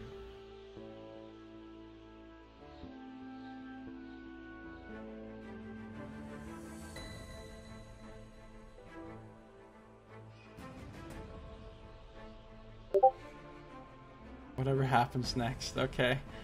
So Kava, you really went for it this time. I was impressed. I ended up giving you a bunch of fate points. I just kept giving them to you. Well, I used a whole bunch. You so did, it's just you did. well. You did use a bunch, but I used like 7. You did Yeah, use 7. You have 7 left, however. Oh, Kyria- okay. Kyria has 13, or Stoila has 13. Ashani has 11, and Ramaka has 9 currently, and Zax only has 6. Man, I But- suck at roleplay. No, you don't. It's just you tend to be quiet more often. I still think I talk too much. No way. Oh man, this is what happens when you have anxiety. Yeah, You could do not talk too much. You could literally, I mean, like, not exaggerating, literally talk twice as much and it still wouldn't be too much. I was will just work on thinking that. Yeah. I'll do my Yeah. best. It's Double- no exaggeration whatsoever. Double talking is good. I'll try So- harder. As long as you're not double speaking. Yeah. Yeah. Oh, nice. So Kava, you really went for it in character this time. I was really impressed and pleased and proud of you. It was fantastic. You were literally willing to sacrifice your life, your character's life. Yeah, that was really good fun. I had no idea how it would turn out, but yeah, that's the way it was. It just naturally went. Yeah, I didn't know how it would turn out either. I mean, I thought of several possible ways it could turn out, but you know. Like once the actual encounter started, like once we were kind of paralyzed with indecision, and then you created some urgency with the portal and the ruins, and then even more urgency when we were rolling for initiative, and then it was obvious what you had to do, and I think you role played the Howling Sky version 2 and whatever its name was, and narrated that whole bit really well, so it was effortless to just stay in character and stay in the moment and just do whatever felt truthful. I'm glad. So what was your favorite moment? Yeah, the whole of the encounter, from the rolling of the initiative to submitting. Yeah, man, that was amazing when you did that. I wasn't expecting it. But that's because of what Ashani did, which was super awesome. Yeah, definitely. So what are you looking forward to in the future of the game? I am looking forward to the Vanlar's character development, and also the kind of dynamic within the group, which will definitely change as a result of today's session. Yeah, I mean, this could prove to be a bonding moment for the group. Or not. So, Val, you did some great stuff today as well. What was your favorite moment? Gosh, I mean, there were a lot of things that I really liked. I liked feeling like Ashani was really needed. I loved a lot of Kava's descriptions, especially like Valinar submitting. That was just the moment that brought home the whole situation for me. Yeah, it was intense. I could like see the whole scene in my head really clearly. Yeah, it was just a really powerful session overall. But what I'm looking forward to is I really think the Taylor encounter is also going to be interesting. Yeah, I'll tell you this. The other Ashani in the test group did something super awesome in this next scene. And I am curious to see what your Ashani does. I've been thinking about what I can do there. I'm also like really enjoying how much latitude you're letting me have in figuring out how her talents really work and how they could affect a situation. Yeah, I want you guys to be using things kind of creatively, and you can do stuff that's outside the rules, especially if it's for just roleplay purposes. If it's something that's going to dramatically affect the balance of combat, then I'm a lot less likely to go with it. But for things that are roleplay purposes, I don't mind letting you guys, do things that you wouldn't ordinarily be able to do or whatever. Yeah, I think it was really cool to just be able to say, I'm going to do this psychic thing, and you can work out the mechanics of it. Yeah. Yeah, I really like the fact that Ashani was the one that was able to step in there and, like, completely fix that situation and save Valinar's life. I don't know that I completely nobody else fixed it. Well, I mean, you diffused the hostility of the situation and prevented anybody from getting killed, which was huge. And that's the kind of stuff that I want Ashani to do. That's what I envisioned when I made this character. I thought, this is the character that steps in and solves problems in a way that doesn't have to involve violence, you know? And that's not the first time you've done that. Yeah, so this cool. is just a really, really fun character for me to play. I'm glad you guys... How do you guys feel about your characters? Everybody else? I mean, Kava, you seem to be really into your character.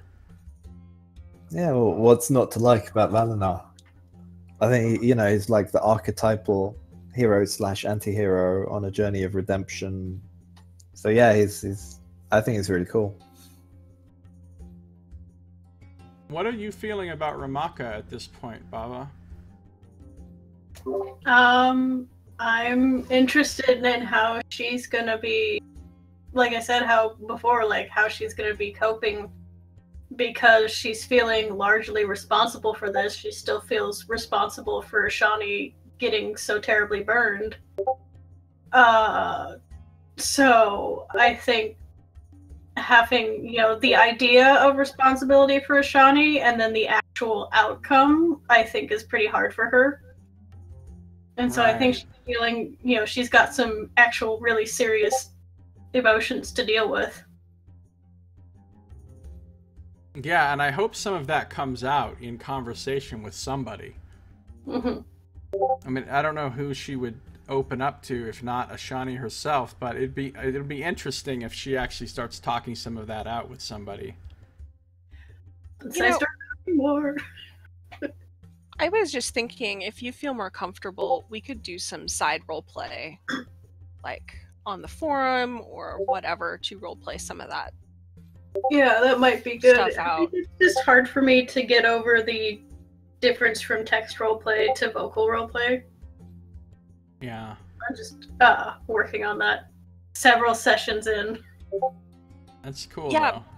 But I'm happy to do some tech stuff or whatever with you, because we need to have some private conversations that could definitely take up a big chunk of game time, and it would be easy to do those as side conversations. Mm-hmm, for sure. Stoila? Oh yeah, I don't know if Stoila can even, because she's couldn't typing talk before. She was typing. No. All right, I'm sorry, Stoila. That's okay. You poke me later if you want, okay? All right. You Talk take to you it. soon.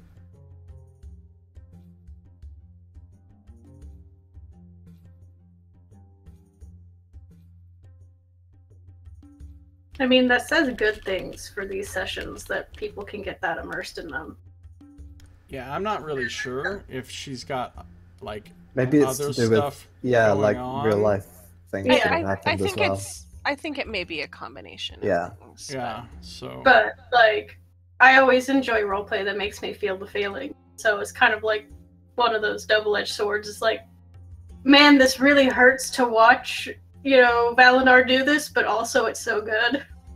The thing is, it's when you're acting in anything, and like really terrible things for the characters could be really fun for the players or the actors, you know. Mm-hmm. yeah, for sure.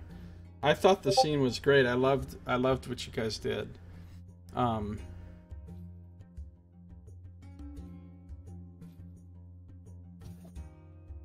So yeah, that was all a sidetrack, obviously. So you are still still making very slow progress on the actual, you know, goal that you're pursuing. Yes. Lots of sidetracks, but I think that was a sidetrack that was well worth taking because it was a rich well of RP. Oh, that was a really meaty sidetrack, yeah. If this was a railroad, we're failing.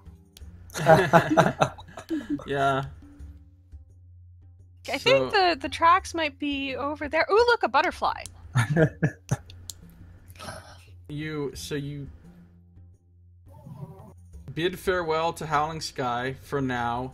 You got your introduction to the Milagrum storyline, and you had a very emotional moment. And also this session you met a very important faction. Mm-hmm. Yeah. For the first time. So that will prove to be important.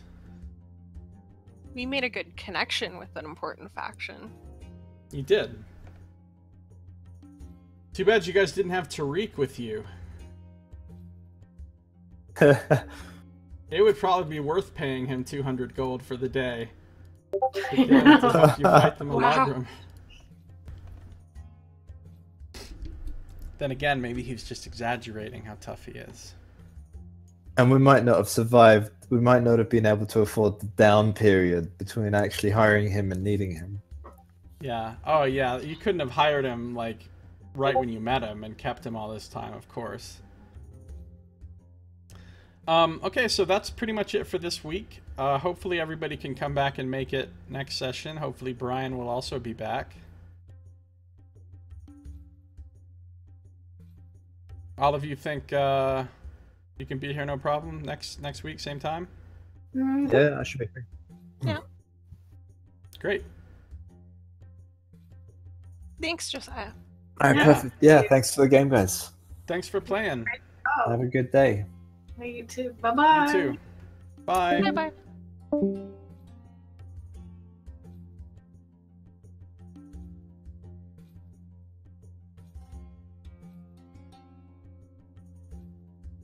So that's going to do it for this episode. If you're watching on YouTube. Thanks for watching.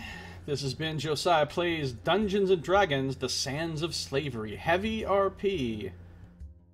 Calimshan, 4th edition D&D campaign. See you next time.